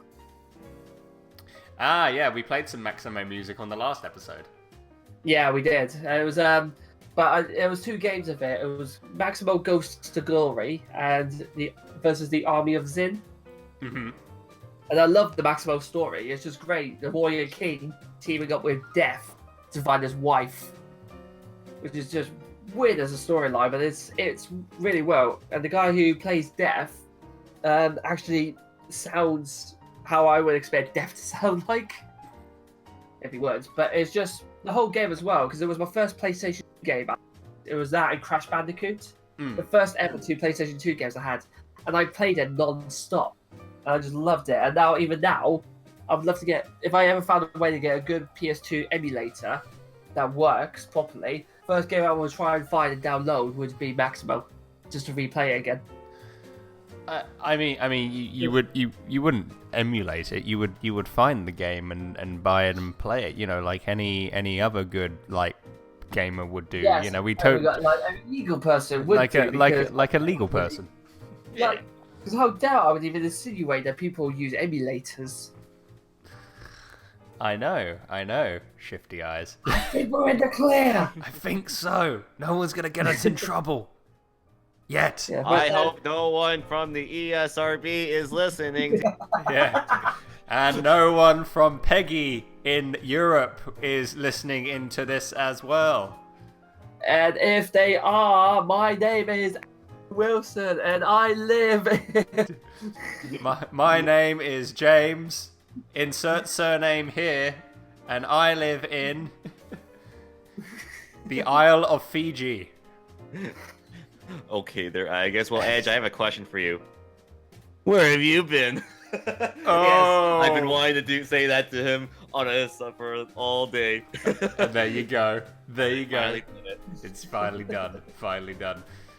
Going through the chat quick. Iron's like, I mean, Sony already smashed Sonic in the teeth of Ratchet and Clank, Jak and Daxter, and Sly Cooper. I mean, yeah, those games. Here's the thing. I played Jak and Daxter. I played a little bit of Ratchet and Clank, but I haven't played Sly Cooper. I need to get on and play Sly Cooper at some point. It's one thing I must. I gotta ask. Would you consider Sonic Mania a not a reboot, but just a comeback for classic Sonic, like a revival for it? It's an official game, so I would say yeah. It was made by fans, but it's published by Sonic. I would say it would be a comeback to the classics, style. And it works with it. It's my favorite Sonic game now of all time, and I'd say it would consider be a comeback for classic Sonic for sure. Will we see more? That'd be great. I hope so. It's really odd when Sonic doesn't do well in 3D, but the second you bring it back to 2D, he works perfectly. Yeah, it makes no sense. Yeah. Sonic makes The no only sense. whole point of a franchise is you go on further and further. You make it 3D, you do add all this extra stuff, whereas Sonic is the case of, right, let's just put it down to the bare minimum. He's 2D, he runs around, do stuff on that. And it works. Yeah. I don't know. Sonic's weird. You would think him in 3D would work, but I don't know. It just doesn't for some reason. Like sometimes it does, and then sometimes it just doesn't. It's weird. Yeah. You never know what you're gonna get with him, and to be honest, he's like a box of chocolates. You never know what you're gonna get. Yeah. Famous words by Mr. Gump. Yeah. But he's very. 25 years ago today. What's that? Forrest Gump actually came out today, 25 years ago. Oh god, don't remind me. That's wow. I feel old. My god. Let's see. Jason says Conker has been beaten to death by Microsoft. Actually, I know another game that could get revived. Revive Super Monkey Ball, but make it like the original 3 games. That would be good. I wouldn't mind that. I wouldn't mind like a Super Monkey Ball revive. Would be pretty dope. We also have Edge saying, but they made a sequel. It's called Halo. With stuff. That doesn't count. Jesus. And since I know Hell watches this later, and since I know he'll watch this later, a Persona 3 remake, he says. Oh, App, yeah, he wants a Persona 3 remake. Yes, it deserves one. It should get one. I think, yeah, Persona 3, I think would be good to have. I mean, because you had a Persona 1 remake on the PSP. I don't know if we had a Persona 2 remake at all. I'm not too sure. But No, I don't think so. having a Persona 2 and a 3 remake would be pretty cool. Would be nice to see, because then at least everyone that didn't get the chance to play it when they, especially the first and second game on the PS1, can get a chance to play it again. And then it'll make those people who are like, the only Persona games that only happened are Persona 3, 4, and 5. There was nothing else before that. Nope, nothing. Yeah, no, nothing at all. Atlas just likes to put sweep those 2 games under the rug. It's like, nothing happened here. The third game is originally the first game. Yeah, and then 4 is the second, and then Persona 5 is actually the third game. Yep. It's like, because Atlas numeral Yeah. selection. Good God. And then, what we got? I say Super Monkey Ball, but with Kairu, Majima, Haruka in the balls. Majima in a Super Monkey Ball? Good God. Can you imagine that? So it's pretty much Yakuza meets Super Monkey Ball. Good God.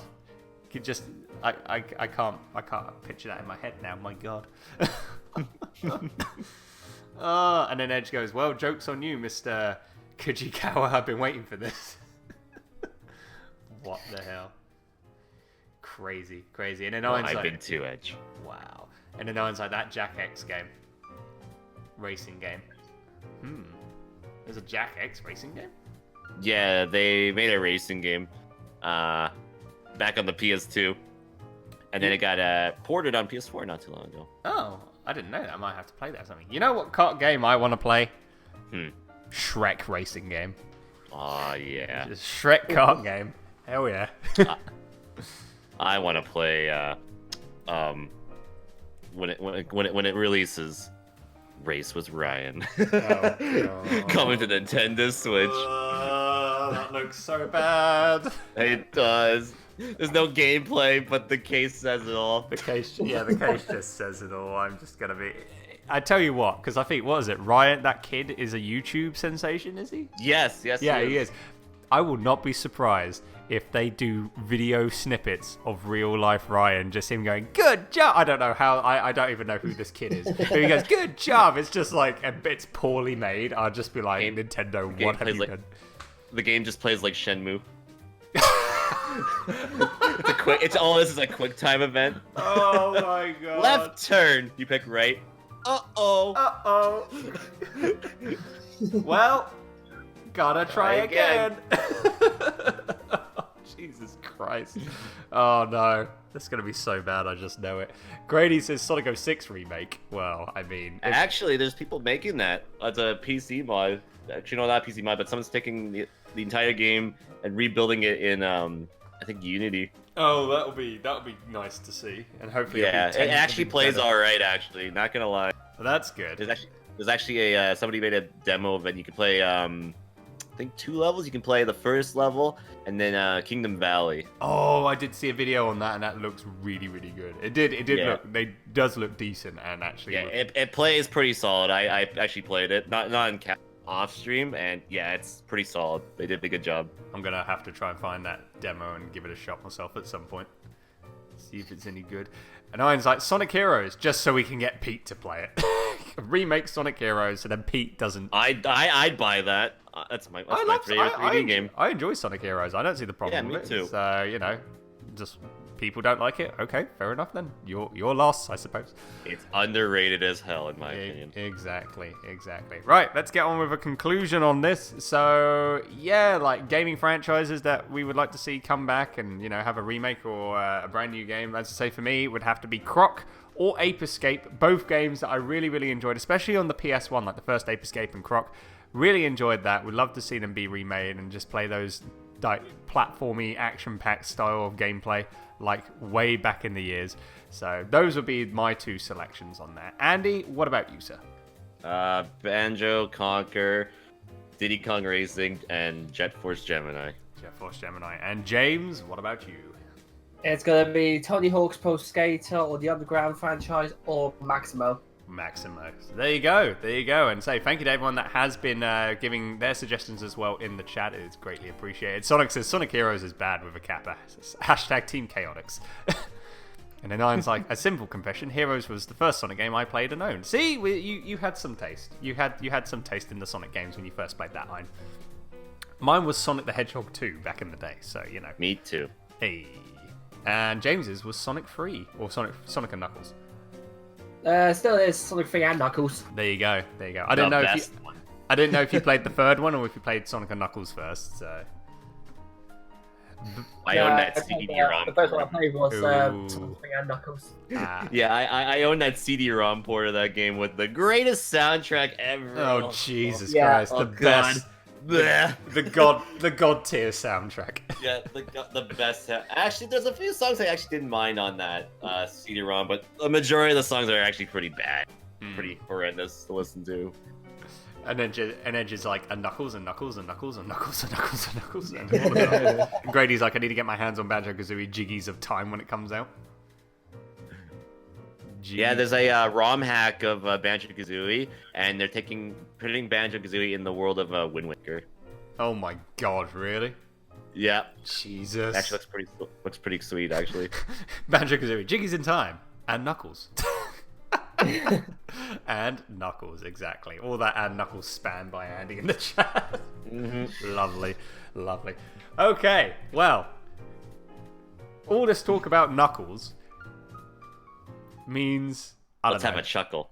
All this talk about Knuckles means we're about to have ourselves a right old chuckle with the continuation of James's great adventure, because we don't know what the hell's going to be happening on this. Well, finish my pizza and I'm back in. You're back in the game. And Iron's like, a Knuckles and Knuckles and Knuckles, featuring Dante from Devil May Cry. Yes, everything has to feature Dante With from funky mode. With funky mode, yes. And Final Destination. Yeah. And all that stuff. Okay, so where we left off, we were playing through earlier today with James's great adventure. We haven't got an ending yet. Shock horror. We're still on the first playthrough of this new adventure on the same story, Space and Beyond with James. James and Andy have decided to go to visit the planet Kenda to visit James's dad. They survived a meteor shower and then immediately went on the super space highway, which is, very strange considering it's right next to a meteor shower. And they had a decision to make. How did we not notice that, though? I'm just saying. You were spinning around like crazy in the spaceship. How you didn't We lose we were tripping balls, remember? Exactly. We were drugged up. There you go. You were drugged up by the space buzz. Yeah. Fair enough. There you go. HD remix final cut of James's great Final adventure. chapter prologue. Yep, exactly. And Nine's like, a new venture, la la, which is a good song on Sonic Rush Adventure, I must say. So yeah, you went on the space highway and you had a choice between joining a bunch of space circus entertainers, or you wanted to throw your luck in with going with the caravan. One of these, either the space circus or going into the caravan, will lead you to Kenda. The other would, maybe. So, are you guys ready to find out? Because you picked the space circus. If you're going to Kenda, Come on, Space Circus! Come on, circus. all right, they're going with the space circus. So let's just dim the music and click this. Actually, we'll go with. Actually, no. You know what we're going to do? Make it very dramatic. Go back to this song. There we go. Perfect. And Grady's heading out. Well, guys, I've got to get ready for work. Have a great day, guys. All right, Grady, thanks for stopping by. Tally-ho to you, and have a good day at work. And all of that fun stuff. All right, here we go. The tension is building. I have to go to page 31 for this. Page 31's a lucky number. Page 31. Well, you never know. All right, are you ready? Here we go. Ready? You decide quickly. A space circus sounds crazy, but then the whole idea of wandering around galaxies looking for your home planet is crazy too. You've had enough of the freaking meteor show. You're like, right, I'm done. You know what? It's shit. Let's just relax. Let's just have some fun, shall we? You meet the leader, Zog. Zog, S-Z-O-G, who can only be described as a totally normal-looking Earth type with a red beard and huge grin, the body of a giant, and a laugh and warmth that makes you feel at home. Aw, ain't that sweet? That's wholesome. very- He's going to rape us. Oh, never mind. Never mind. It's no longer. I take it back. It was wholesome until James ruined it. I'm holding up my help sign for anyone who gets my jokes. Help. Help. Yeah. Just hold it, and keep it close to you. For some reason, I do not want to go on this circus. I don't want to go to the circus. Oh, do you change your mind? No. Do you want to go back in time? No, we'll continue. No, we'll go to the circus. Okay. Wow, my liege, Edge says. Oh my god. So, this man, he goes, welcome. We need a new thing. Welcome to the greatest show in the universe. Well, that is his new thing. I don't know about this. Welcome. Welcome. We need a new thing. Bend over. So, Jesus Christ. Push it. Push it real good. Holy shit. Oh, what have we done? Oh. If you thought the media shower scene was screwed up, you ain't seen nothing yet. Oh my god. Throws out the kitchen. I'm about to lose a lot of people right now. There goes Andy's fridge. Yeah, well, there goes my fridge. Throws out the kitchen. Welcome to the greatest show in the universe. But what can I do? James says, get a load of this. I just said that. As soon as it says, but what can I do? Then I read, that was perfect. Yeah, that's what it says in there. He goes, but what can I do? And then the circus lead goes, get a load of this. He's like, don't worry. Don't worry, my friend. We will find work for you. That is not a problem there. Wink, wink, nudge, nudge. Oh, dear God. So, you join this group of creatures. Some Earth types, others like nothing you have ever seen. The array of odd spaceships hurtles through space, stopping at the odd planet or convenient space station, or just drifting in the void. Your special job is to be the trainer of high-energy practicals and quirks, making them do tricks. You like quirks, and they seem to like you too. You never get to Kender, but you no longer care. The end. Wait, what? That's it. We're in the circus. You join the circus, you don't go to Kender, and it's over. Damn it. Okay, back in time. Jack was thinking, it just stopped us. We couldn't go on. No. You didn't go on. You just decided to go and join the circus, the space circus. There you go. Wow. No, we don't know. With your special job, oh baby. No, we don't. Oh, are you? No, are we you? don't. Are you doing what I think you're doing? I'm activating Andy's ability. You're activating Yes. back in time. Yep. Yep. Let's go back one scene before where we picked the car. I think it was the The caravan. circus. Yeah. There you go. And See where that leads I did the Prince of Persia time rewind. I don't know if it was the right one, but I just did a time rewind for you. So there you go, James. I hope you're happy. Okay, so you want to go with the caravan? Let's go there then, shall we? Caravan. Go on, let's have a look. Let's see what happens. Space caravan. All right. So you did your back in time. You're going the other way. What's gonna happen? We're still gonna die, aren't we? Well, a space caravan. You get inside, it blows up. The end. Yeah, the end. You are dead. You are dead. Alright. So, a space caravan. What could be more exciting than wandering through the universe, going wherever chances take you? A meeting is arranged with the leader of the space caravan. She is a beautiful Normanian. Mine. I call dibs. Mine. Push it. Beautiful. Real good. Jesus Christ. This is gonna get so lewd now, it's crazy. Yes. Beautiful. She's beautiful, at least by Normanian standards, but I'm looking at the picture and she is pretty cute. So don't worry on that. Again, dibs. I should have just said she's but ugly and then you could You should have done, yeah. and then just be like, okay, sure, Andy. I think it's yours. No, that's fine. You dibs. You dibs. No, It's I yours. insist. It's your adventure after all. Yeah, true. Okay, you communicate with her by using the language translation program. Her name is Us. E-U-S. Us. And she's... Us. Just- Oots it real good. Jesus Christ. Okay, anyway. Moving on. Jesus, that's never going to get old. And she explains to you that her group gathers exotic delicacies and objects. Oh my. Exotic butters. Oh, hang on a minute. Hang on. Give me a sec. This deserves... Where is it? No. Where is this bloody thing? I've got to find it somehow. There you go. I'm gonna re-say what I said. There we go.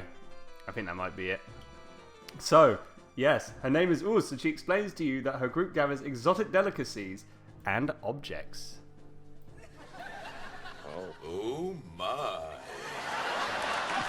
Yes, thank you, George Takai, for that. There we go. Alright. They never know where they are going. They go one stop at a time. For example, Us informs you that they are on their way to the planet Earth with a consignment of black hole dust. The Earthlings believe it is a magic potion, giving them eternal youth. Us laughs at them, saying, "Foolish Earthlings. They always want what they can't have, and what is really unimportant anyway." Then she says, "Come along. We can't wait." So off you It's go. actually crack. It's actually... Did you say crack or crap? It's actually crack. It's actually crack, yeah. So they yeah, pretty much space cocaine. Yeah. Dear freaking God. Yeah, so what else do we have?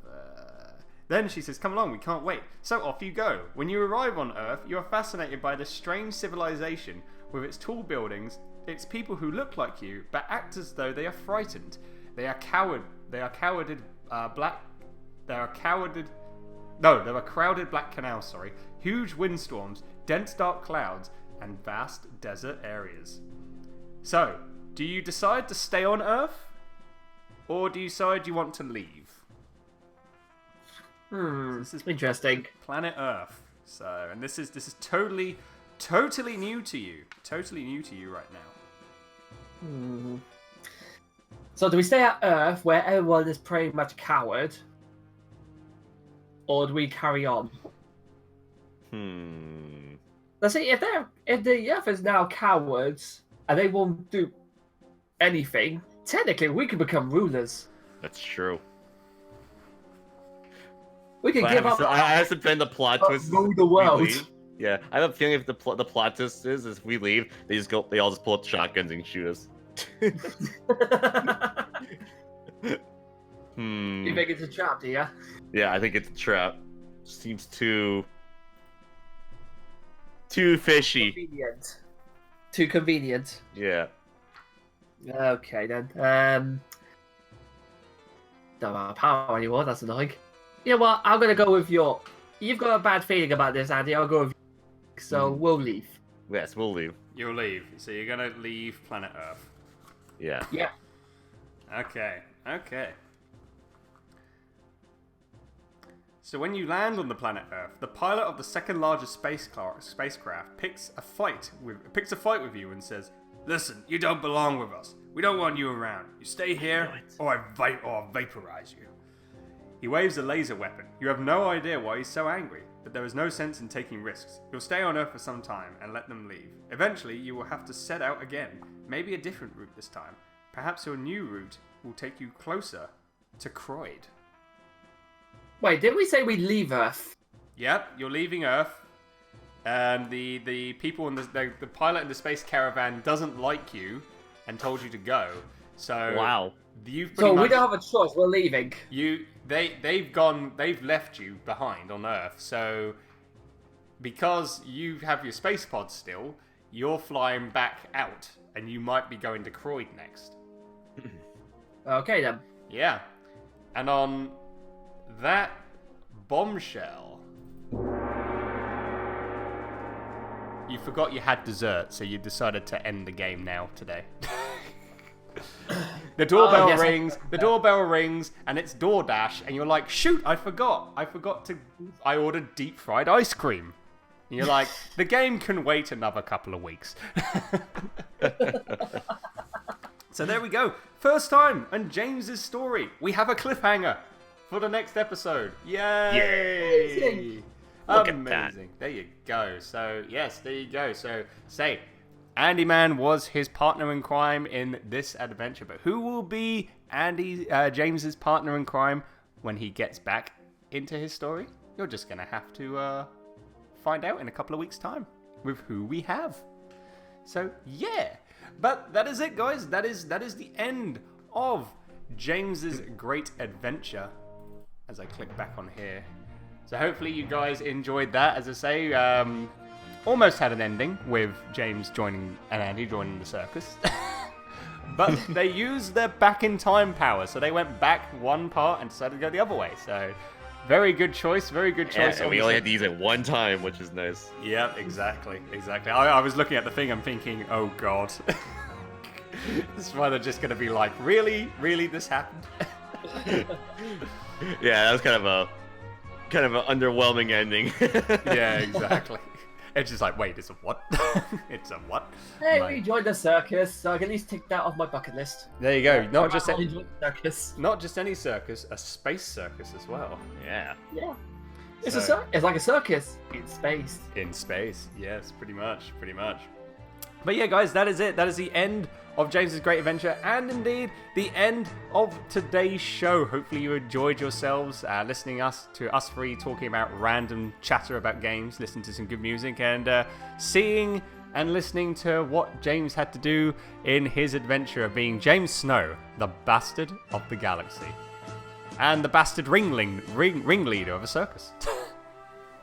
Yep, that's got a nice ring to it, actually. Who almost Bastard got ringleader. bastard ringleader, or who almost got a load of it with a special talent he was going to get given.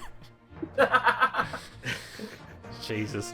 Anyway, we hope you enjoyed this episode 13 of the Tally Ho Show. My thanks to all of you for coming by and listening in, and whether you came in at the beginning, middle, or just at the end. We honestly hope you enjoyed the random stuff of what we bring to you on the Tally Ho Show. My thanks to AndyMan for being a gracious guest and coming on to the show. It is an absolute pleasure to have you on. It was awesome. Thanks for having me. Not a problem. And Bless you. yeah, bless you as well, James. And Yeah. also a big thank you, as ever, to my awesome co-host, the very unwell James, which I do hope you get better soon. But thank you as always, my good sir. Thanks for inviting me on as well, mate. It's been fantastic. Hey, all the Well, hype. for you, Andy, joined us as well. We hope you enjoyed it, and I generally hope we see you in the future for another episode. Yeah, for sure. I'll do it again. Yay! So who knows? AndyMan might come back on for a future episode. When will that be? Only time will tell. Edge is like, no one tell Master Xehanort that this was episode 13. Oh my god, I just realized. Oh, Jesus. We are all Xehanort. Xehanort, sweet mother of God. But to end things off with this episode, we are going to be playing you two songs, one picked by AndyMan, one picked by James. We're going to be having Scott Pilgrim vs. the World, the game, Another Winter, and then from The Legend of Zelda, Breath of the Wild, to end it off is Zora's Domain, a nice, calm little tune to listen to. So, yeah, and as I say, the next episode will be, if everything goes well, will be next Saturday. We're going back to back with this for this month, because we didn't do any shows for June. We're doing it all, we're going ham. We're going ham on this for July. So it'll be July 13th is what we're going to be having next. And we may have another guest on. Who's it going to be? Ooh. You're going to have to find out later, once we pull out those I don't updates. know. Even James doesn't know, but he'll find out in a little while. He'll find out soon, maybe. I'm looking forward to it. Yeah, it should be good. But as I say, guys, thank you to all of you for listening in. Thank you once again, AndyMan, for being a great guest on the show. And thank you to James for being my awesome co-host as ever. We hope you enjoyed this edition of the Tally Ho Show. And until next time, have some Scott Pilgrim vs. the World, the game music, because that soundtrack is absolutely banging. And again, have a very good rest of the day. Morning, afternoon, evening, wherever you are in the world. And we'll speak to you all very, very soon. Take care, guys, and bye-bye for now.